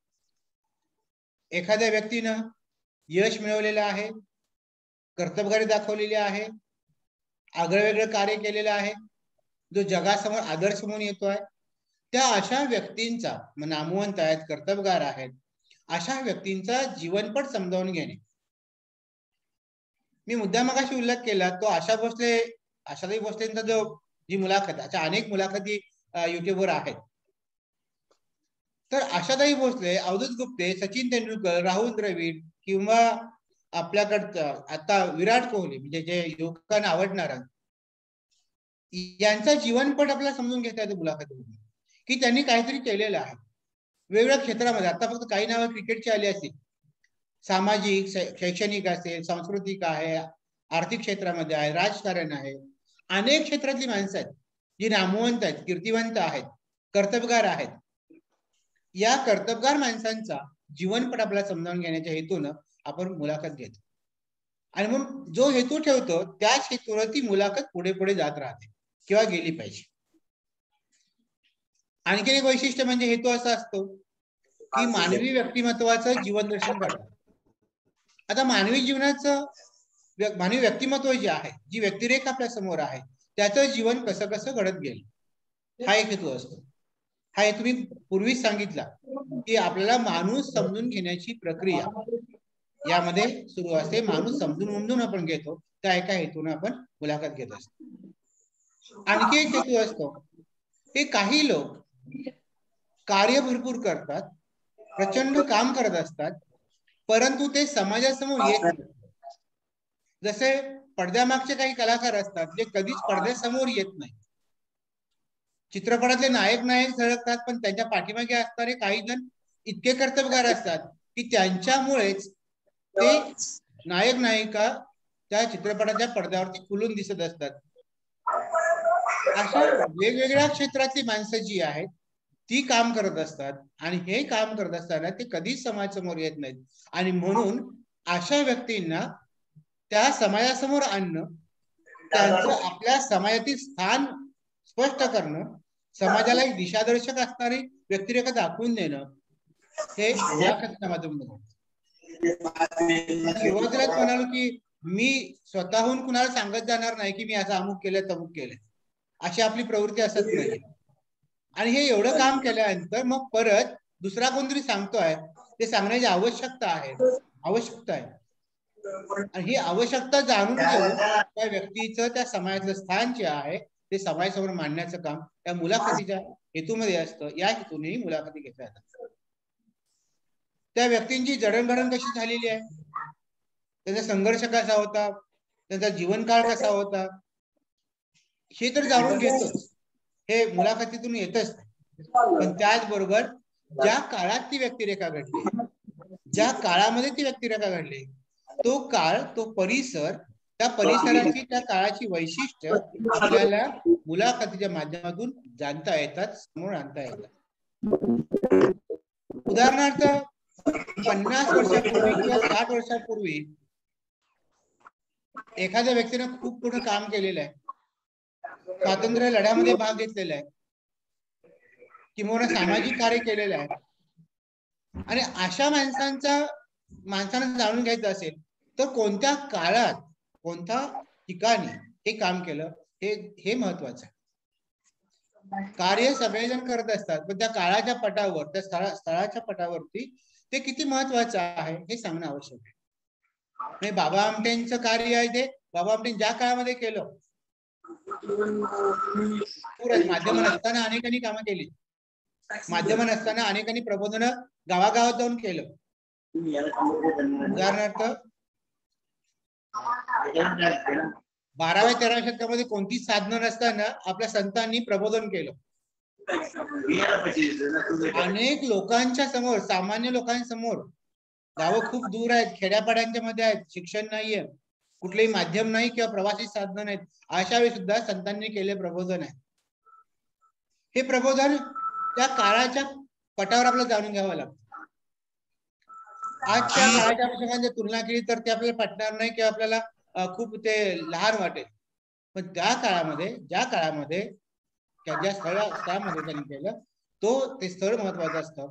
म्हणून एक व्यक्तिमत्वाचं सर्वांगीण त्याच्या काळासह त्याच्या स्थलकालासह प्रकाश टाकणं किंवा त्याला व्यक्त करणं ह्या मुलाखतीचा एक हेतू असतो. आता मी याविषयी बोललो की पुढचं समाज प्रबोधन आहे, जनजागृती आहे, घटना आहे, कार्य आहे, पाण्याचं स्वरूप असेल, आज कोरोनाच्या काळामध्ये जनजागृती सुरू आहे, समाज प्रबोधन सुरू आहे, अनेक कोविड योद्धे काम करतायत, अगदी जीव लावून काम करतात, किंवा ज्याच्यामध्ये अनेकांना बलिदानही व्हावं लागलं. असे अनेक लोक आहेत, अनेक संस्था काम करतायत. या संस्थांचं काम सुद्धा तेवढंच महत्वाचं आहे. मग त्या संस्था असतील, व्यक्ती असतील, त्यांनी केलेलं काम आहे ते त्यांचं जनजागृतीचं कार्य आहे, यासाठी एखादी मुलाखती होते. आज टीव्हीवरती अनेकांच्या मुलाखती अशा सुरू असतात, आपण ते पाहतो. किंवा अगदीच 8 दिवसापूर्वीच आपले उद्याचे व्याख्याते जे आहेत माननीय सुहास विद्वांस सर यांनी कोरोनाच्या संदर्भामध्ये पोलीस दलाचं कार्य काय आणि पोलीस दलासमोरची आव्हानं काय आहेत ही आकाशवाणीवरती एक 5 ते 10 मिनिटात घेतलेली मुलाखत आहे.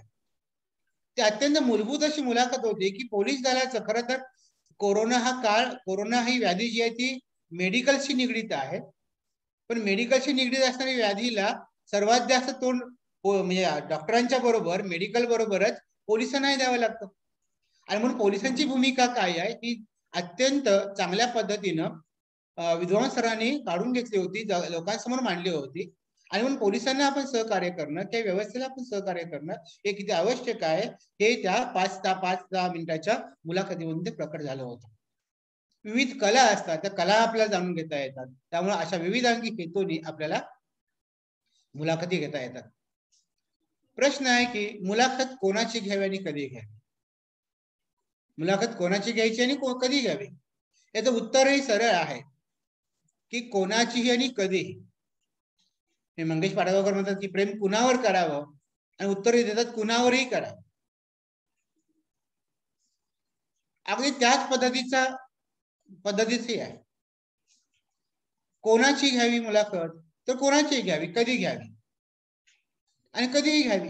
याला असं काही बंधन नाही की आज घेतली पाहिजे किंवा अमुकच दिवशी घेतली पाहिजे किंवा अमुकच काळांतर घेतली पाहिजे. आज एखाद्या विद्यार्थ्यानं, एखाद्या तरुणानं यश मिळवलं असेल, संपादन केलं असेल तर ते आज घ्या. आता घेऊ शकतो, उद्या घेऊ शकतो. आणि यात कोण आहे ज्याच्याकडे सांगण्यासारखं काहीतरी आहे अशा व्यक्तीची आपण मुलाखत घेतो. प्रत्येकाकडे सांगण्यासारखं काही असतं का? काही नसतं, तो मुलाखत देणारही नाही. पण ज्याच्याकडे सांगण्यासारखं काहीतरी आहे, काय सांगायचं आहे हे मुलाखत कर जाणून घेतो की या माणसाकडून मला हे मिळणार आहे, हे मला सांगता येईल किंवा हे आपल्याला काढून घेता येईल. तर मुलाखत आपण कधीही घ्यावी, कोणाचीही घ्यावी. मुलाखतीला काळाचं, वेळेचं आणि व्यक्तीचं बंधन नाही. अगदी एखादा सामान्यातला सामान्य माणूस ओझी वाहत असला तरी तो असामान्य कार्य जर करत असेल तर त्याचीही मुलाखत होते. एखाद्या बसमध्ये खूप चांगला ऐवज, लाखो रुपयांचा ऐवज एखाद्या कंडक्टरला सापडतो आणि ती व्यक्ती, तो कंडक्टर ते पुन्हा आहे त्याला परत करतो. अशा व्यक्तीची सुद्धा मुलाखत घेता येते. परीक्षेत यश मिळालं, खेळामध्ये यश मिळालं, आयुष्यामध्ये यश मिळालं, एखादं पुस्तक ग्रंथ निर्माण केला, पुरस्कार मिळाले, अशा अनेक जणांची मुलाखत घेता येते. या विशेष कार्यक्रमाचं आपण आयोजन करू शकतो. एखाद्याची 50शी झाली असेल, एखादी 60 पूर्ण होते, अमृत महोत्सव होतो, शताब्दी वर्ष होतं, तेव्हा अशा संस्था असतील, व्यक्ती असतील, आयुष्याची 75 वर्ष पूर्ण झालेली आहेत, अशा माणसाला आपण विचारू शकतो तुमचं आयुष्य कसं आहे म्हणून. आयुष्याची 60 वर्ष पूर्ण झालेली आहेत, त्याला आपण विचारू शकतो. अगदी काल यश मिळालं असेल त्यालाही विचारू शकतो. म्हणजे मुलाखत कधी घेऊ शकतो. एखादी माहिती द्यायची आहे यासाठी आपण मुलाखत घेतो. म्हणजे हा कार्यक्रम सुरू असताना आपल्याला कोकणमध्ये इशारा दिला की पाऊस, अतिवृष्टी होईल, यासाठी सुद्धा परवा जिल्हाधिकाऱ्यांनी एक मुलाखत दिली होती, घेतली होती, की सांगितलं होतं की तुम्ही सावध राहा. किंवा लॉकडाऊन किंवा अनलॉक जी प्रक्रिया जी सुरू आहे याच्याविषयी माहिती देण्यासाठी सुद्धा मुलाखत देता येते, घेता येते. म्हणजे माहिती देणं या उद्देशाने सुद्धा ही मुलाखत असते. पुरस्कार आहेत, विशेष नैपुण्य प्राप्त झाले, उपक्रम आहेत, एखादा वाढदिवस आहे, संस्थांचे काही विशेष दिन आहेत, भूमिका स्पष्ट करायची असते एखाद्या गोष्टीबद्दल, एखाद्या घटनेबद्दल एखाद्या भूमिका स्पष्ट करायची असते, तेव्हा ती मुलाखत होऊ शकते. यासाठी क्षेत्र जी आहेत ती वेगवेगळे क्षेत्र आहेत. शैक्षणिक क्षेत्रामध्ये आहेत, सामाजिक आहेत, राजकीय क्षेत्रामध्ये आहेत, सांस्कृतिक, आर्थिक, कृषी, क्रीडा, अशा विविध क्षेत्रामध्ये जी व्यक्तिमत्व कार्य करत असतात, साहित्यिक असतात, समाजसेवक आहेत, उद्योजक आहेत, खेळाडू आहेत, अशा सगळ्यांची मुलाखत घेता येतात. म्हणजे मुलाखत घेण्यासाठी कुठल्याही क्षेत्राचं असं काही मर्यादा नाही किंवा बंधन नाही. फक्त एक महत्वाचं त्याच्यामध्ये की मुलाखत कोणाची घेत असताना किंवा घ्यायची असेल तर ज्यांच्याकडे सांगण्यासारखं काहीतरी आहे त्यांची मुलाखत घेणं महत्वाचं आहे. ज्यांच्या सांगण्यानं श्रोत्यांना नवीन काही समजेल, नवीन काहीतरी उमजेल, नवीन जीवन दर्शन घडेल, त्यांची मुलाखत घ्यायची. म्हणजे दररोज तेच ते घडत असेल तर त्याला काही अर्थ राहत नाहीये. पण हे काहीतरी वेगळं आहे. एखादी हिमा दास सारखी खेळाडू 2 महिन्यामध्ये 5 सुवर्ण पदक मिळवते, देशासाठी मिळवून देते. एक आदिवासी पाड्यामध्ये किंवा अत्यंत गरीब घरात जन्माला आलेली मुलगी त्या खेळाडू, ती हिमा दास जेव्हा यश मिळवते तेव्हा तिच्याकडे सांगण्यासारखं काहीतरी आहे. आयुष्याची 100 वर्ष 75 वर्ष जगून झालेली आहेत तेव्हा त्यांच्याकडे सांगण्यासारखं काहीतरी आहे. एखादा उद्योग मी लहानातून मोठा केला, माझ्याकडे सांगण्यासारखं काहीतरी आहे. म्हणून ज्यांच्याकडे सांगण्यासारखं काही आहे आणि ज्यांच्या सांगण्यानं श्रोत्यांना नवीन काहीतरी समजेल अशा कोणाची मुलाखत घ्यावी असं पण म्हणता येईल. आता मुलाखतकार जो आहे, या मुलाखतीमध्ये म्हटलं की मुलाखत दाता जो आहे तो जेवढा महत्वाचा आहे तेवढाच मुलाखतकारही महत्वाचा आहे. त्या मुलाखतकाराचं व्यक्तिमत्व जे आहे ते कसं असलं पाहिजे, कारण ही कार्यशाळा घेत असताना आमच्या समोर एकच हेतू आहे की हे विद्यार्थी मुलाखतकार व्हावेत. त्याने अनेकांच्या मुलाखती घ्याव्यात, विविध क्षेत्रांच्या मध्ये त्यांनी काम करावं, प्रसार माध्यमांच्या मध्ये जावं, रोजगार मिळावा आणि त्यांच्या आयुष्याचं कल्याण व्हावं. तर मुलाखतकाराचं व्यक्तिमत्व कसं असलं पाहिजे हे आपण पाहणं महत्वाचं आहे. कारण तो सूत्रधार आहे, तो केंद्रस्थानी आहे सगळ्याच्या. त्यामुळे मुलाखत घेत असताना दोघंही, मुलाखतकार आणि मुलाखतदाता, हे एकमेकांशी परस्पर पूरक असले पाहिजेत असावे. म्हणजे मी मुद्दाम सुरुवातीला म्हटलं की ज्ञानेश्वर महाराजांनी जे अत्यंत महत्त्वाचे सांगितले, ये हृदयाची ते हृदयी घालावे किंवा हृदयाहृदयी एक व्हावे.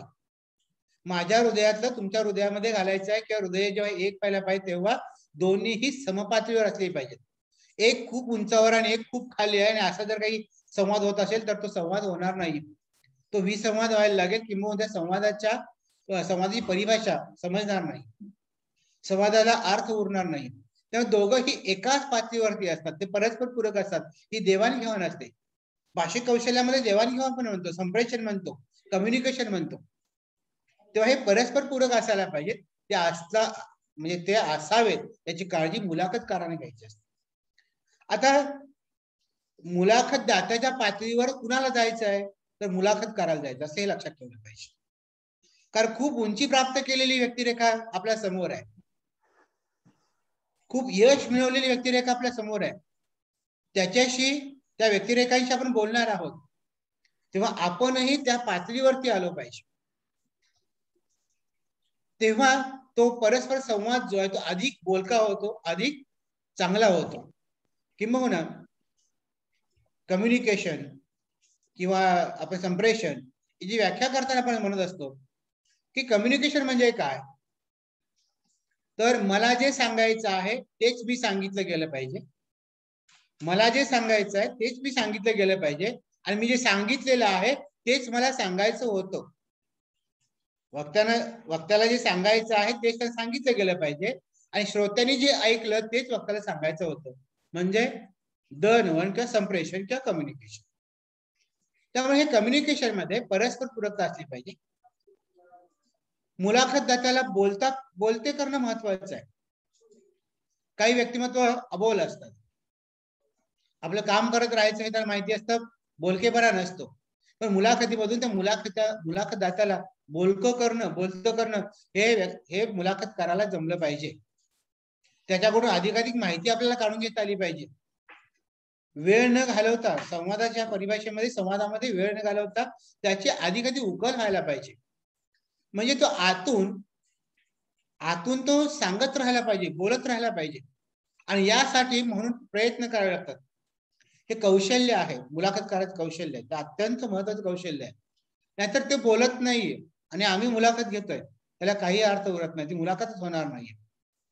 आणि म्हणून प्रत्येक मुलाखत ही मुलाखतकाराच्या कौशल्यावर अवलंबून असते. मुलाखत आपली कौशल्य किती दाखवतो, किती तो त्यामध्ये समरस होऊन जातो, किती तो त्या व्यक्तिमत्वाशी समरस होतो, याच्यावरच मुलाखतीची परिणामकारकता किंवा मुलाखतीचे यश अवलंबून असते. म्हणजेच मग हे असं करायचं असेल की असा मुलाखत करावा असेल तर तो गुणसंपन्न असायला हवा, अनेक गोष्टी त्याच्याकडे असायला पाहिजे, अनेक प्रकारचं ज्ञान त्याच्याजवळ असलं पाहिजे, त्याला माहिती असली पाहिजे. म्हणजे इन्फॉर्मेशन ही पाहिजे आणि नॉलेजही पाहिजे, विजडमही पाहिजे, तो हुशारही पाहिजे, शहाणपणाही पाहिजे. मुलाखतकारा बहुश्रुत असला पाहिजे. मराठीत सांगायचा चांगला शब्द बहुश्रुत असला पाहिजे. प्रत्येक व्यक्तीला सर्व कलांचं सर्व क्षेत्राचं ज्ञान असतं असं नाहीये. पण तरीही मी जेव्हा मुलाखतकार व्हायचं आहे तेव्हा मात्र मला बहुश्रुत असलं पाहिजे. माझं वाचन चांगलं पाहिजे, मला शिक्षण क्षेत्रामध्ये काय चाललंय माहिती पाहिजे, मला कलांच्या क्षेत्रामध्ये काय चाललं माहिती पाहिजे, राजकीय क्षेत्रामध्ये काय घडामोडी आहेत त्या चालल्यात हे मला माहिती असलं पाहिजे. कारण तुम्ही मुलाखत कायम एकाच क्षेत्रात व्यक्तीची घेणार नाहीयेत. आपण मुलाखत घेत असताना विविध क्षेत्रामधल्या मुलाखतदात्यांची मुलाखत आपण घेणार आहोत. तेव्हा आज सांस्कृतिक क्षेत्रामधला एखादा कलाकार असेल, उद्या एखादा राजकीय कार्यकर्ता असेल, राजकीय नेता असेल, त्याची मुलाखत घेतो. तेव्हा राजकीयही आपल्याला माहिती पाहिजे, त्यातल्या जे चढाओढी सुरू असतात त्या माहिती असल्या पाहिजेत, त्यांच्या भूमिका आपल्याला माहिती असल्या पाहिजेत. म्हणजे मुलाखतकारा बहुश्रुत ऐकणं हे सगळे ऐकून घेतलं पाहिजे, सगळ्या माहिती करून घेतलं पाहिजे. म्हणजे ज्या ज्या क्षेत्रामध्ये काही नवीन घडतंय, आधी आर्थिक क्षेत्र असेल, आर्थिक क्षेत्रातली माहिती असेल तर बजेट थोडंफार तर आपल्याला कळलं पाहिजे. त्या क्षेत्रामध्ये काय चाललंय, उलाढाल चालल्यात हे आपल्याला कळलं पाहिजे. म्हणजे मुलाखतकाराकडे अनेक गुण असले पाहिजेत. तो बहुश्रुत असला पाहिजे, तो व्यासंगी असला पाहिजे, तो सजग असला पाहिजे. सजग याचा अर्थ तो कायमच जागा असला पाहिजे. का जागा असला पाहिजे? तो जागा नसेल तर त्याला सगळं कसं कळणार, काय चाललंय या जगामध्ये, आपल्या सभोवताली काय चाललंय कसं कळणार? त्यामुळे या विविध क्षेत्रामध्ये चालणाऱ्या घडामोडी ज्या आहेत त्या असल्या पाहिजेत, माहीत असल्या पाहिजेत. म्हणजे मग त्याला आपल्या मुलाखतीमध्ये तो उपयोग करता येतो. त्याला विविध क्षेत्राचा अभ्यास असला पाहिजे, तो जाणकार असला पाहिजे, त्याच्या भाषेवरती प्रभुत्व असलं पाहिजे, तो भाषाप्रभू असला पाहिजे, त्याच्याकडे संवाद कौशल्य असलं पाहिजे, त्याच्याकडे शब्दसंग्रह अधिक असला पाहिजे. आणि तो उत्तम संवादक असला पाहिजे, तो उत्तम संभाषण करणारा असला पाहिजे, वक्तृत्व कला त्याच्याकडे असली पाहिजे, त्याला बोलता आलं पाहिजे, त्याला प्रश्न विचारता आले पाहिजे, त्याला विनोद करता आला पाहिजे, त्याला हसरं वातावरण निर्माण करता आलं पाहिजे. मुलाखतीमध्ये सगळं आवश्यक असतं, कारण मुलाखत अशी उंच उंच घेऊन जायला लागते, तेव्हा त्याची मांडणी करणं किती अवघड असते गोष्ट. जेव्हा मुद्दा येणारच आहे पुढे, प्रश्नावली तयार करायला लागते. तर प्रश्नावली करत असताना आधी आपल्याला त्या व्यक्तिरेखेला जाणून घ्यावं लागतं, त्याचा अभ्यास करावा लागतो, त्याच्या विविध पैलूंचा अभ्यास करावा लागतो, त्या काळाचा अभ्यास करावा लागतो, त्या स्थळाचा अभ्यास करायला लागतो, त्या काळातल्या घडामोडींचा अभ्यास करावा लागतो, त्या घडामोडींचा परिणाम या व्यक्तिमत्वावर कसा झाला हे आपल्याला पाहावं लागतं. तेव्हा आपण ती मुलाखतीमध्ये मांडू शकतो. आपल्यामध्येच जर काही असणार नाही तर आपण मुलाखतीमध्ये मांडू शकणार नाही, त्यांना काय विचारणार. आणि त्यामुळे मुलाखतकार हा बहुश्रुत, सजग, अभ्यासू, जाणकार, भाषाप्रभू, व्यासंगी, उत्तम वाचक असला पाहिजे आणि उत्तम संवादकही असला पाहिजे. मुलाखतकाराला मुलाखतीचं माध्यम जे आहे ते माध्यम माहिती असली पाहिजे, त्याच्याकडे भाषिक कौशल्य असली पाहिजेत. विविध भाषिक कौशल्य जे आहेत, संभाषण आहे, वक्तृत्व आहे, निवेदन आहे, श्रवण आहे, वाचन आहे, लेखन आहे, मूल्यमापन करणं आहे, विश्लेषण करणं आहे, सादरीकरण करणं आहे, किती भाषिक कौशल्य आहेत. ही कौशल्य या मुलाखतीमध्ये सगळे येतात. त्या संभाषण करावं लागतं, त्याला बोलावं लागतं, वक्तृत्व करावं लागतं, त्याला निवेदन करावं लागतं, त्याला ऐकून घ्यावं लागतं, श्रवण करावं लागतं, त्याला वाचन करावं लागतं, त्या मुलाखतीचं लेखनही त्याला करावं लागतं, अन्य गोष्टी लेखकांची माहिती त्याला असली पाहिजे आणि या सगळ्यांचं मूल्यमापन आणि विश्लेषणही त्याला करता आलं पाहिजे आणि हे सगळं सादरीकरण करायचं. त्यामुळे प्रेझेंटेशन स्किल जी आहे, आज आपण प्रेझेंटेशनला खूप महत्व देतो. कॉर्पोरेट क्षेत्रामध्ये प्रत्येकाला प्रेझेंटेशन करावं लागतं, प्रेझेंट व्हावं लागतं. मग या प्रेझेंटेशन करत असताना ते कौशल्ययुक्त असेल, त्याला सगळी कौशल्य माहिती असतील, तांत्रिक कौशल्य माहिती आहे, भाषिक कौशल्य माहिती असतील, तर त्याची मुलाखत किंवा तो यशस्वी व्हायला वेळ लागणार नाही.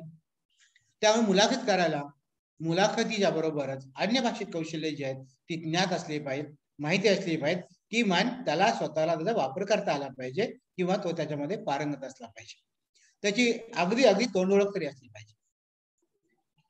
या मुलाखत करायला मगाशी मुद्दा येऊन गेलाय की आपल्या सभोवतालच्या जगाचं त्याला ज्ञान असलं पाहिजे, माहिती करून घेतली पाहिजे. त्यामध्ये साहित्य आहे, समाज आहे, संस्कृती आहे, इतिहास आहे, यांचं त्याला ज्ञान असलं पाहिजे. भौगोलिक घटना आहे, त्या घटनांचं ज्ञान असलं पाहिजे. राजकीय घटना आहेत, या सगळ्यांचं, या फक्त मांडत असताना साहित्य, समाज, संस्कृती यामध्ये सगळंच काही येऊन जातं. समाजाचं मानसशास्त्र काय आहे हेही त्याला माहिती असलं पाहिजे, समाजशास्त्र काय आहे हेही माहिती असलं पाहिजे. तर या सगळ्या गोष्टींचं ज्ञान त्याला असलं पाहिजे आणि या ज्ञानाबरोबरच त्याला मुलाखत घेण्याचं कौशल्य जे आहे, मुलाखत सुरुवात कशी करावी, प्रश्न कसे विचारावेत, संवादाची सूर कसे जुळवावेत, समोर असलेल्या प्रेक्षकाशी संवाद कसा साधावा, त्यांना आपल्यामध्ये कसं सामावून घ्यावं,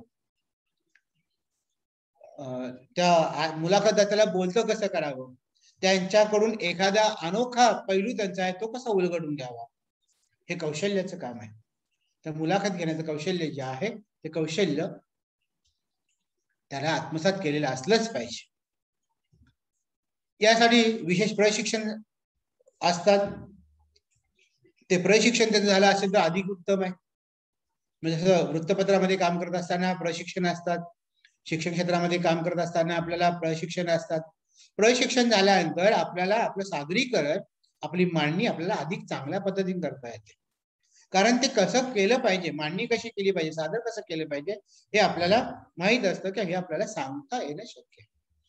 चांगल्या पद्धतीनं मांडणी सगळेच करू शकतात, पण कुशल प्रशिक्षक जर असेल तर तो अधिक चांगला होऊ शकतो. खेळाडूंना दिला जाणारा प्रशिक्षक आज भारतीय क्रिकेटच्या इतिहासामध्ये राहुल द्रविड एक उत्तम प्रशिक्षक मानला जातो.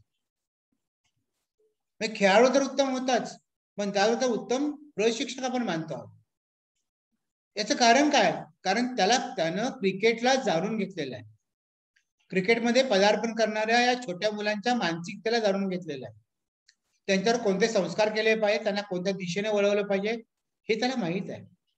म्हणजे कौशल्य असल्याशिवाय प्रशिक्षक झाला का तो? नाही झाला. म्हणजे म्हणून मुलाखत घेत असताना सुद्धा किंवा कोणतेही भाषिक कौशल्य करत असताना कोणत्याही ठिकाणी आपण गेलो, आपण नोकरीमध्ये असेल, आपण समाजसेवेमध्ये असेल, अनेक कार्यांच्यामध्ये असेल, तरी आपल्याला अशी कौशल्य आत्मसात करावीच लागतील. आणि त्यामुळे मुलाखत घेत असताना मुलाखतकारानं जर विशेष प्रशिक्षण झालं असेल तर अधिक चांगलं आहे. नंतरचा मुद्दा अगोदर मला सांगितलं की एकाच पट्टीमध्ये दोघे असले पाहिजे, समतोल न्यायानं राहिले पाहिजे. मुलाखतदात्याशी आपण समरस व्हायला पाहिजे, हे अत्यावश्यक आहे. नाहीतर मग दोघे दोन ध्रुवावर आहेत, एक दक्षिण ध्रुवावर आहे आणि एक उत्तर ध्रुवावर आहे, आणि मुलाखत चाललेली आहे. ती कधीही ऐकावीशी वाटणार नाही, पाहावीशी वाटणार नाही, आणि त्यात कुणाला स्वारस्य वाटणार नाही. तर समरस झाल्याशिवाय मुलाखतदाता व्यक्तही होत नाही. जेवढा मुलाखतदाताशी समरस होईल तेवढा मुलाखतदाता अधिकाधिक आपल्याला काहीतरी देऊ शकतो. आणि त्यामुळे हा मुलाखतदाता अत्यंत महत्वाचा आहे. मुलाखतकार हा महत्वाचा आहे. मुलाखतकाराकडे अजूनही काही गुणधर्म असले पाहिजे. हे मुलाखत घेत असताना हे सगळे दिसायला हवे, दिसतातच. तो विनम्र असला पाहिजे. आपण खूप शहाणे आहोत, मी सगळं जाणून आहे, माझ्यासारखा दुसरा कोणी नाही, असं समजण्याचं कारण नाही, असं समजू नये. माझ्या क्षेत्रामध्ये की ज्या क्षेत्रामध्ये मी काम करतोय त्यामध्ये माझ्यापेक्षा अनेक जण विद्वान आहेत, किंवा समोर जी व्यक्तिरेखा माझ्या समोर बसलेली आहे ती माझ्यापेक्षा मोठी आहे, असं मानायलाच पाहिजे. ही विनम्रता असली पाहिजे, ही विनयशीलता असलीच पाहिजे. त्याशिवाय मुलाखतीला रंग भरला जात नाही. आता सुधीर गाडगे एवढे मुलाखतकार मोठे आहेत, आशाताईंची किंवा लता मंगेशकर दीदींची मुलाखत घेताना ते किती त्यांच्याशी समरस होऊन जातात, किती विनम्रपणाने त्यांची देहबोली. आता उद्या देहबोलीवर सुद्धा बोलणारच आहेत. त्यांची देहबोली आपल्याला सांगते किती नम्र आहेत ते. त्यांचा अभ्यास पण आपल्याला दिसतो. मुलाखतकाराच्या या सगळ्या वर्तनामधून त्याची विनम्रता, त्याच्या अभ्यासूपणा, त्याला समयसूचकता त्याच्याकडे असली पाहिजे.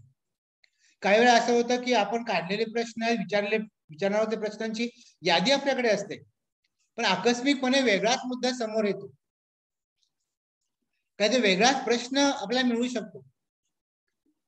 बोलता बोलता मुलाखतदाता आपल्याला काहीतरी वेगळा दृष्टिकोनही देतो. तेव्हा त्या मुलाखतकाराला त्याकडे बारकाईनं लक्ष द्यावं लागतं. समयसूचकता असली पाहिजे. मुलाखतकार हा नेहमी आनंदी असला पाहिजे, हसतमुख असला पाहिजे, तो आपल्या भाषेमध्ये फ्रेश असला पाहिजे, स्मार्ट असला पाहिजे. हा आनंदी असेल तर तो पुढचा आनंदी आहे, नाही तर मग एक वृक्षपणा येईल, कंटाळवाणेपणा येऊ शकतो. दुसरा म्हणजे तर संयम असला पाहिजे.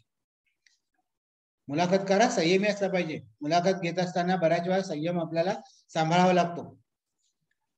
समोरची व्यक्ती आपल्या समोर बसलेली आहे, माहिती देत आहे, कधी कधी आपण त्यांना काही विचारण्याच्या म्हणजे या सगळ्या प्रक्रियेमध्ये काहीतरी आगाऊ प्रश्न विचारतो, नको असलेला प्रश्न विचारतो, किंवा एखादी आपली हालचाल हावभाव सुद्धा काहीतरी वेगळ्या प्रकारे करतो.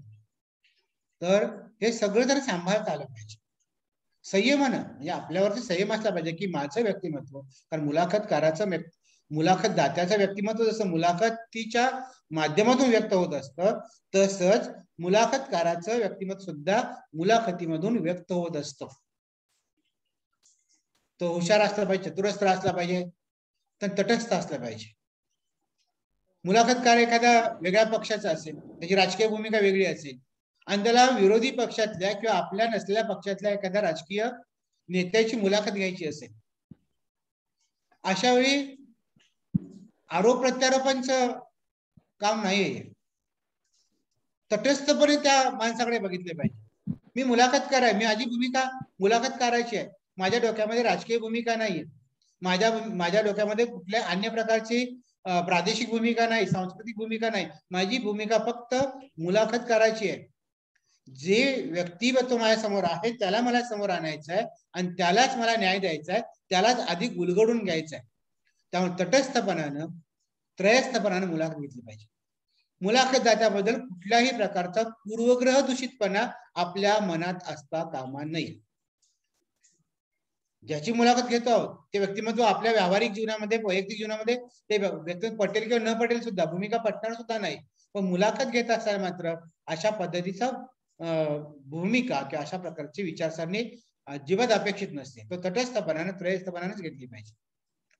निरपेक्षता असली पाहिजे. जे चाललेलं आहे ते स्वार्थ, यात मला काहीतरी मिळणार आहे म्हणून नाहीये. मी घेतोय, मला समोरच्या माणसाला उलगडायचं आहे, त्याला जाणून घ्यायचं आहे, त्याला समस्या मांडायचं आहे, त्याला आनंद द्यायचा आहे. पण जसा मुलाखतीचा आनंद मी घेत असतो, तसा मुलाखत घेतल्यानंतर मुलाखत दात्याला सुद्धा माझी मुलाखत झाली आणि चांगली झाली याचा आनंद मिळत असतो. आणि तटस्थतेबरोबर निपक्षपातीपणा हे तर त्याचं व्यक्तिमत्व असलंच पाहिजे. मी त्याविषयी आत्ताच बोललो. ही मुलाखत घेत असताना मुलाखत कशी घेतली पाहिजे, काय केलं पाहिजे आपल्याला, हे आपलं व्यक्तिमत्व झालं आतापर्यंत पाहिलेले मुद्दे जे आहेत. आता आपण मुलाखत घेत असताना मी मुलाखतकार म्हणून कोणती तयारी केली पाहिजे याच्याबद्दलही जाणून घेऊया. मुलाखत घेणं म्हणजे प्रश्न विचारणं, एका प्रश्नानंतर दुसरा प्रश्न, तिसरा प्रश्न, चौथा प्रश्न, असा क्रमाने प्रश्न विचारणं म्हणजे मुलाखत नसते. त्यामध्ये सहज आहे, सोपी आहे, त्यात काय विशेष आहे, दुसरे प्रश्न विचारायचे आहेत, आपल्याला काय बोलायचं आहे, आपल्याला काहीच करायचं असत नाही, मी काय सहज मुलाखत घेऊ शकतो, असा कुठलाही भ्रम डोक्यामध्ये असता कामा नये.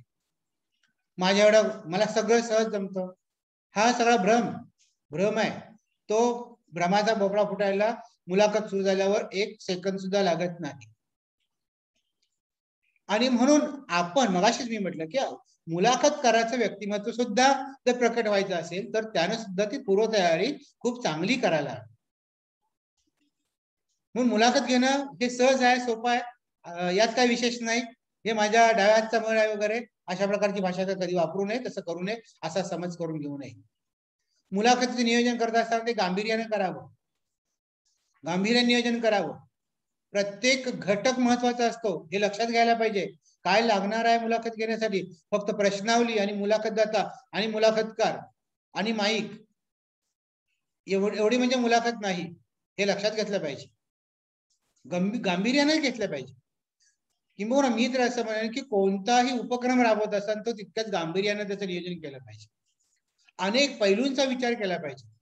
काय असायला पाहिजे, अजून काय लागू शकेल, काय अडचणीचं ठरू शकणार नाही, या सगळ्या गोष्टींचं ज्ञान त्याला असलं पाहिजे, माहिती करून घेतलं पाहिजे. आणि म्हणून मुलाखत हा फक्त एक तासाभराचा कार्यक्रम नाही, तर एक इव्हेंट आहे, एक इव्हेंट आहे. त्याचं मॅनेजमेंट आपल्याला जमलं पाहिजे.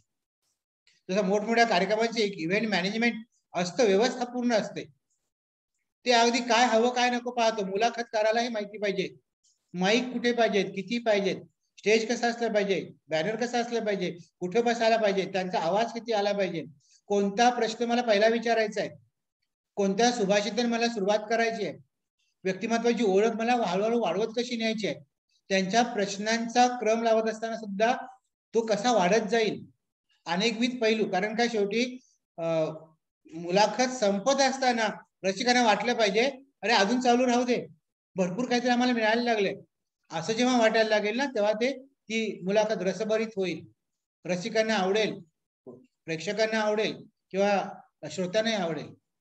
तेव्हा कोणतीही गोष्ट अपुरी राहणार नाही याकडे त्यांनी लक्ष दिलं पाहिजे. बघा ना, आपण मुलाखत आता ऑनलाईन मुलाखती आपण घेतो आहोत, तर ऑनलाईन मुलाखत घेताना आपल्याला तांत्रिक ज्ञान जे आहे, आज झूम मीटिंग घ्यायची आहे, झूमचं किंवा या तांत्रिक ज्ञान मला असलं पाहिजे, मी कुठे बसलं पाहिजे, मुलाखत घेणारा तो कसा असला पाहिजे, वेळा ठरवून घेतल्या पाहिजेत, किती वेळाची मुलाखत चालणार आहे हे आपल्याला माहिती असलं पाहिजे.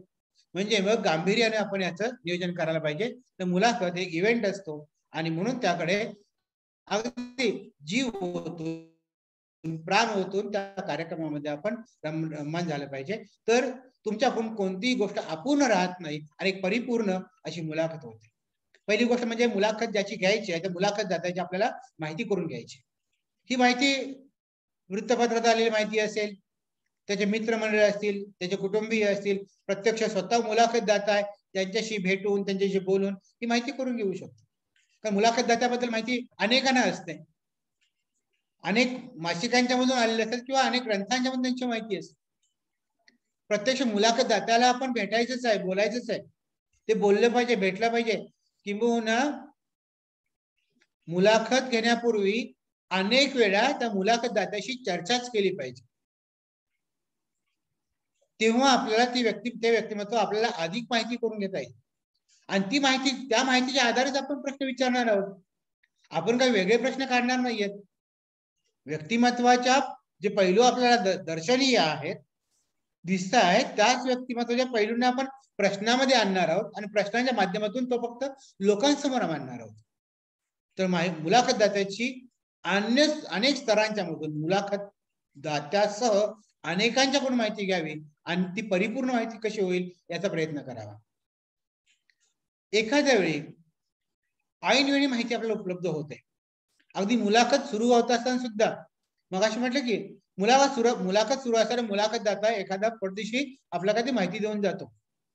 त्यातून सुद्धा त्याचा आपल्याला उचित वापर करता आला पाहिजे.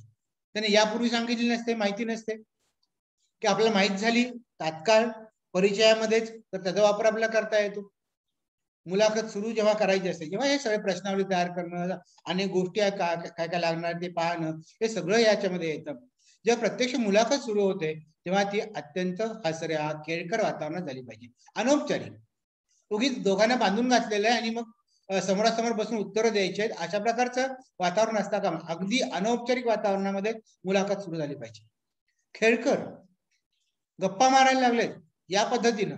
म्हणून मुलाखतीचा प्रारंभ करत असताना अत्यंत महत्वाचा असतो. प्रारंभ कसा करता आहोत तुम्ही, त्याच्यावरती मुलाखतीची पुढची रूपरेखा, पुढची गती, पुढचा वेग अवलंबून असतो. आणि एकदा हलकं फुलकं वातावरण झालं, काही नाही, दोन मित्र आहेत, याच पद्धतीने गप्पा मारतोय, देवाणघेवाण सुरू आहे, कुठंही कसलाही ताण नाही, दोघांतरी ताण नाही. ताण दोघांच्यावर येतो. मुलाखत सुरू होण्यापूर्वी मुलाखतकारावरती अधिक ताण असतो मुलाखतदात्यापेक्षा. मुलाखतदात्यावरही थोडाफार असतो की कसं मी बोलतोय काय माहिती, पण हा ताण जरी असला तर तो चांगला असतो. यातूनच आपण समजून घ्यायचं की आपल्याला एवढी माहिती आहे, आपण त्याला फक्त बोलतं करायचं, आपल्याला फक्त माहित करून घ्यायचं आहे. म्हणून अनौपचारिक वातावरणामध्ये मुलाखत सुरू करायची. हा सगळं खेळकर वातावरण सुरू झालं की मग ती मुलाखत रंगत जाते, रसिकांना आवडते, तोही रमत जातो, मुलाखत दाता सुद्धा रमत जातो, रंगत जातो आणि आपल्याशी समरस होतो.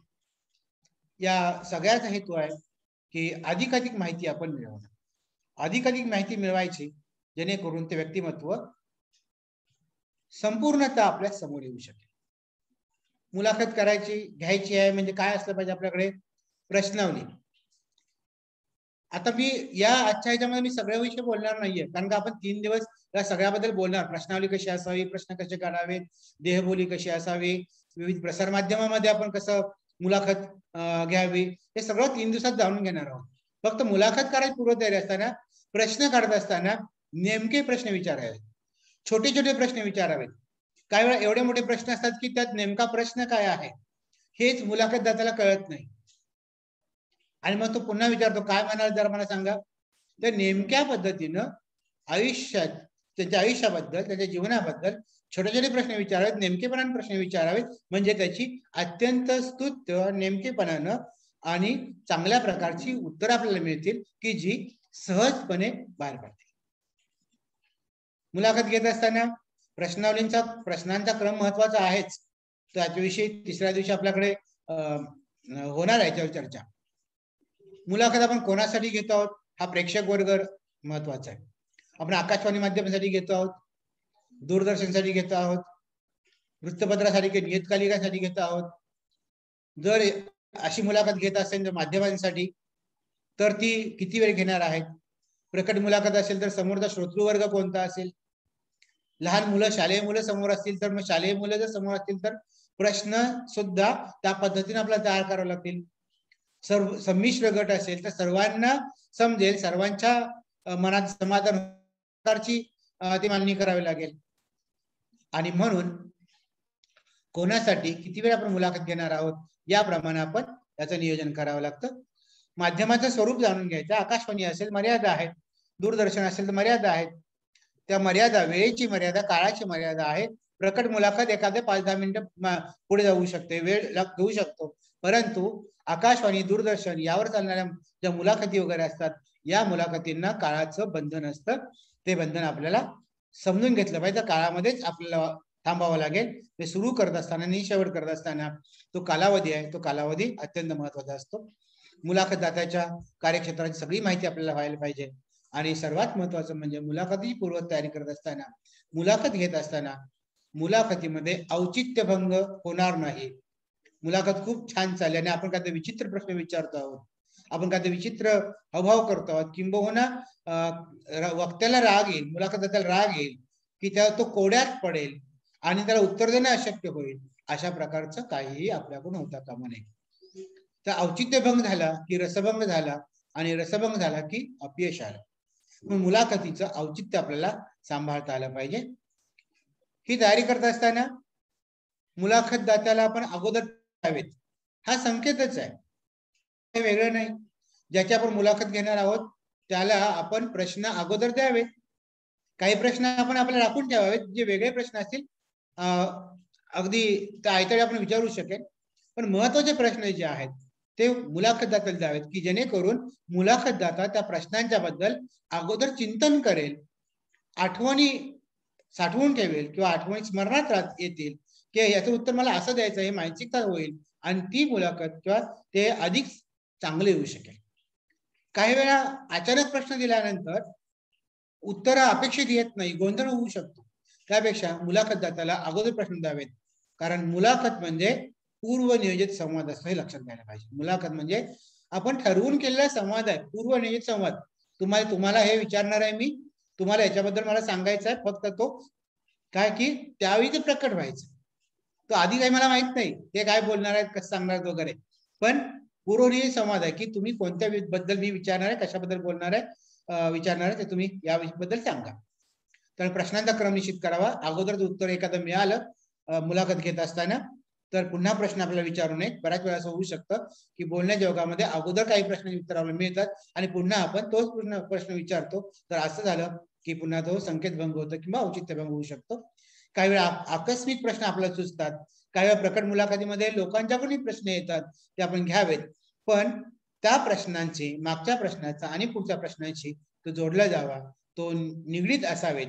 अगदीच वेगळाच प्रश्न वगैरे म्हणजे बालपणातून एकदम वार्धक्यामध्ये असं काही येता कामा नये, तर ते जोडून घ्यावेत. सर्वात महत्वाचं म्हणजे मुलाखत प्रवाही व्हायला हवी, याची काळजी मुलाखतकारांना घ्यावी लागते.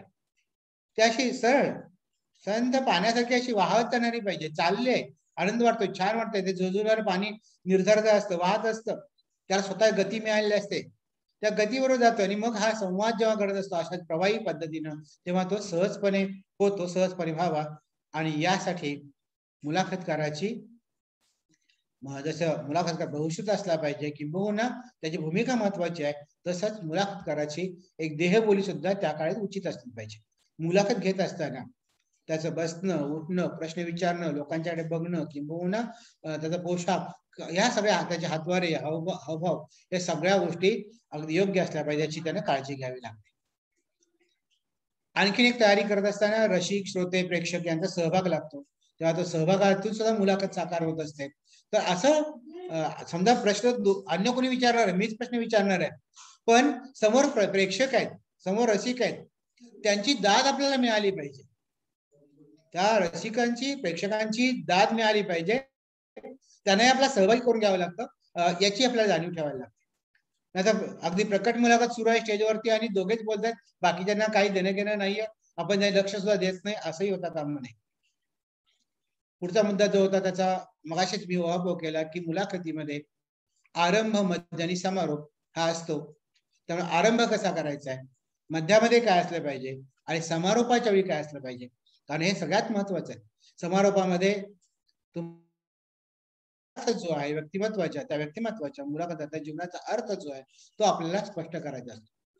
त्यासाठी आपल्याला निवेदन करायचं असतं आणि ते निवेदन सुद्धा आपण करणार आहे. म्हणजे एवढी मुलाखत दिल्यानंतर त्याने आपल्याला काय सांगितलं हे अगदी सारांशामध्ये मुलाखतकार सांगत असतो. तेव्हा या सगळ्यांचं हे सगळं लक्षात ठेवलं पाहिजे. मुलाखतीचा प्रारंभ करत असताना ओळख करून देणं, परिचय करून देणं, प्रश्न सहजपणे प्रश्नांच्याकडे जाणं, अगदी गप्पा मारल्यासारखं सूत्रसंचालन करता करता करताच अगदी प्रश्नाला सुरुवात होते, मुलाखतीला सुरुवात करता येते.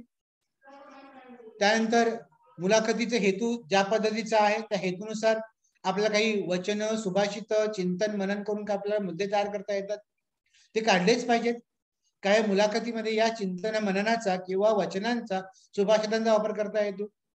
त्या व्यक्तिमत्वाच्या समजा एखादं व्यक्तिमत्व असा वैचारिक स्वरूपाचे आहे, त्यांनी एखादं चिंतन व्यक्त केलं असेल तर त्याचाही आपल्याला वापर करता येतो, तिथूनही सुरुवात करता येते किंवा त्याचा नीटपणे वापर करून अधिक चांगल्या प्रकारे मुलाखत घेता येते. अलंकारिक वाक्य वापरता येईल, सुभाषितांचा वापर करता आला पाहिजे, पण ते मोजकेपणाने करता आला पाहिजे.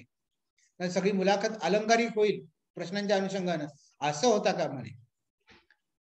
सगळ्यात महत्वाचं म्हणजे मुलाखतीचं दडपण घेऊ नये. मगाशीच बोललो, दोघांच्याही वरती दडपण असतं, ते प्रेशर असतं, पण मुलाखती दडपण घेऊ नये. दडपण येणार आहे पण ते झुगारून द्यायचं असतं पूर्व तयारी करताना. आणि जर झुगारून द्यायचं असेल तर काय करावं की आपण पूर्व तयारी करत असताना स्वतःशी संवाद साधायचा. माझी मुलाखत चांगली होणार आहे, मी अशा पद्धतीने प्रश्न विचारणार आहे, मी अशा पद्धतीने इथे निवेदन करू शकतो. त्याचं सगळे आपल्याकडे लेखी स्वरूपात जर असेल तर आपल्याला अवघड जात नाही. म्हणजे मी कुठल्या वेळी काय विचारणार आहे किंवा कोणत्या वेळी एखादं सुभाषित मला टाकता येईल याची तयारी जरी आपण केली आणि ते सतत 1-2-4 वेळा आपण पाहिलं, अनुभव स्वतःला विचारत गेलो, म्हणजे तुकारामांच्या भाषेमध्ये मग अशी म्हटलं की हा मनाशी संवाद आहे. खरा मुलाखत आता वेगळाच आहे, पण काय उत्तर येतील, काय अपेक्षित असेल, असा संवाद करता करता आपण मुलाखतीला तयार होतो आणि मुलाखत यशस्वी होतेच होते. मुलाखत करायला पोशाख व्यवस्थित असावा. सगळ्यात महत्वाचं म्हणजे पोशाखाला महत्व नाहीये असं जरी म्हटलं तरी अत्यंत चांगला पोशाख असावा. त्या पोशाखामुळे आपल्याला मुलाखत घेताना अडचण येणार नाहीये याची काळजी आपण घेतली पाहिजे. खूप अगदी घट्ट घातलेला आहे, गळा आवळला जातोय असं वाटायला लागतं आणि असा जर पोशाख आपला जर असेल तर ते अवघड व्हायला लागतं. आणि मग अवघडले पण येण्यापेक्षा व्यवस्थित पोशाख असावा. मुलाखत, आता मी या सगळ्या सत्राच्या शेवटाकडे येतोय. मुलाखत ही एक कला आहे. खरं तर ते जिवंतपणा आहे त्याच्यामध्ये, तो आणावा लागतो. किंवा काही माणसं जन्मताच हुशार असतात आणि त्यांना एक कला प्राप्त झाली असते, बोलण्याची, ओघवतेपणा वगैरे असतो, ही कला आहे. पण कला असली तरी सुद्धा त्याला अभ्यासाची जोड असावी लागते, कौशल्याची जोड असावी लागते.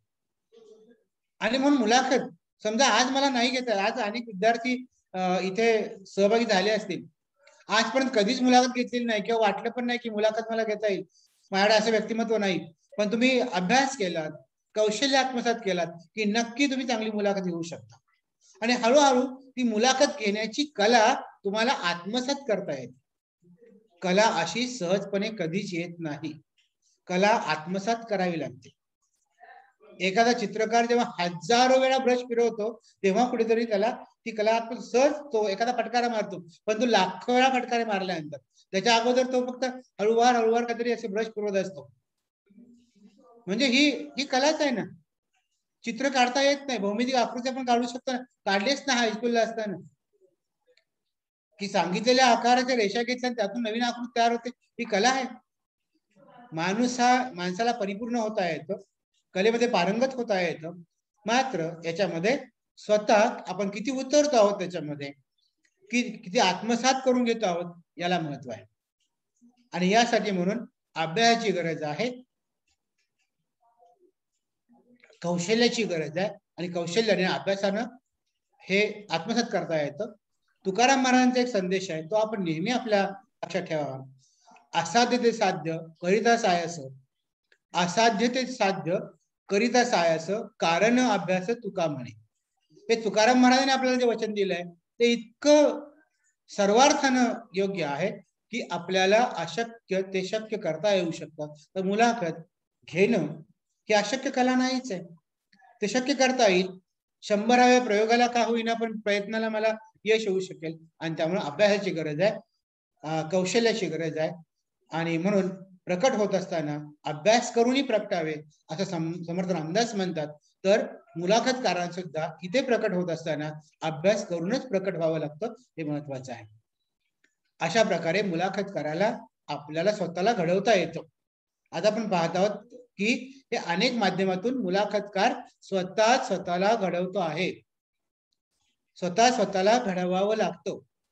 मी हे सगळे कलागुण मी किंवा कौशल्य आत्मसात करणार आहे किंवा माझं व्यक्तिमत्व परिपूर्ण होऊ शकेल किंवा अनेक कलागुण संपन्न होऊ शकेल. इथं दुसऱ्यांची मदत हातभारासाठी असते, अज्ञानाकडून ज्ञानाकडे जाण्यासाठी आहे, अज्ञाताकडून ज्ञाताकडे जाण्यासाठी आहे, अंधारातून प्रकाशाकडे जाण्यासाठी आहे. पण उजळण्याची तयारी स्वतःची असायला लागते. दुसऱ्याच्या प्रकाशामध्ये मी उजळेल असं वाटलं तर तात्कालिक आहे, तो बाजूला गेल्यावर आपण काळवडणार आहोत. पण आपल्यालाच स्वयंप्रकाशी व्हायला पाहिजे, आपल्यालाच या सगळं आत्मसात करता आलं पाहिजे. आणि यासाठी मुलाखत ही अत्यंत एक महत्वाचं भाषिक कौशल्य आहे, जी प्रभावी संवाद माध्यम आहे आणि ते आपल्याला प्रत्येकाला आत्मसात करता येतं. त्यात काही अवघड असत नाही. आता आपण जी चर्चा केली त्या चर्चेच्या माध्यमातून त्याचे सांगितलं, त्यांचा प्रयत्न केला तरी तुम्ही मुलाखत घेऊ शकाल. या मुलाखतीचे माध्यम अनेकविध आहेत. मुद्रित माध्यम आहेत, नियतकालिका आहेत, आकाशवाणी आहे, दूरदर्शन आहे, प्रकट मुलाखत आहे. आता याविषयी मी आता काही बोलणार नाही, कारण का या आपल्या कार्यशाळेमध्ये उद्या आकाशवाणी रत्नागिरी केंद्राचे कार्यक्रम अधिकारी आदरणीय माननीय सुहास विद्वांस सर, जे अत्यंत चांगल्या मुलाखती घेणारे आहेत, आकाशवाणीचं केंद्र चालवतात, केंद्र संचालकांची पदाची जबाबदारी आहे, ज्यांचा अनुभव प्रगाढ आहे, असे मुलाखतीच्या माध्यमावरती बोलणार आहे. माध्यमातील मुलाखती कशा असतात, कशा घ्याव्यात याची चर्चा, याचं दर्शन ते आपल्याला घडवणार आहे. त्यामुळं मी त्याची चर्चा करणार नाही. या माध्यमांच्या मधून आपल्याला जाता येणार आहे. आणि उद्याच विद्वांस सरांचं मार्गदर्शन झाल्यानंतर डॉक्टर राहुल मराठे सर, माझे सहकारी, हे मुलाखतकाराची देहबोली याविषयी मार्गदर्शन करणार आहेत.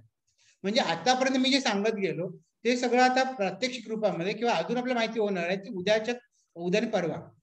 आणखीन 14 तारखेला आपल्याला आपल्या म्हणजे गोगटे जोगेकर महाविद्यालयातील सहयोगी प्राध्यापिका मराठी विभागाच्या विविध क्षेत्रामध्ये पारंगत असलेल्या डॉक्टर निधी पटवर्धन ही प्रकट मुलाखत कशी घ्यावी त्याचे तंत्रमंत्र सांगणारच आहेत. आणि शिवाय त्याचबरोबर प्रात्यक्षिकही घेणार आहेत, प्रात्यक्षिकही त्या देतील. या सगळ्यातून तुम्हाला नक्कीच कौशल्य प्राप्त करता येईल असा विश्वास मला वाटतो. आम्ही हा जो प्रयत्न केला आहे त्याला तुम्ही अजून अधिक सहकार्य करावं आणि अनेक विद्यार्थ्यांनी ही कला आत्मसात करून स्वतःचं करिअर घडवावं, स्वतःचं आयुष्य घडवावं असे मी तुम्हाला विनंती करतो. आम्हाला दिलेल्या प्रतिसादाबद्दल आणि माझं हे तासाभराचं हे ऐकून घेतल्याबद्दल मी आपल्या सर्वांचे आभार मानतो. धन्यवाद. जय हिंद, जय महाराष्ट्र. सिद्धू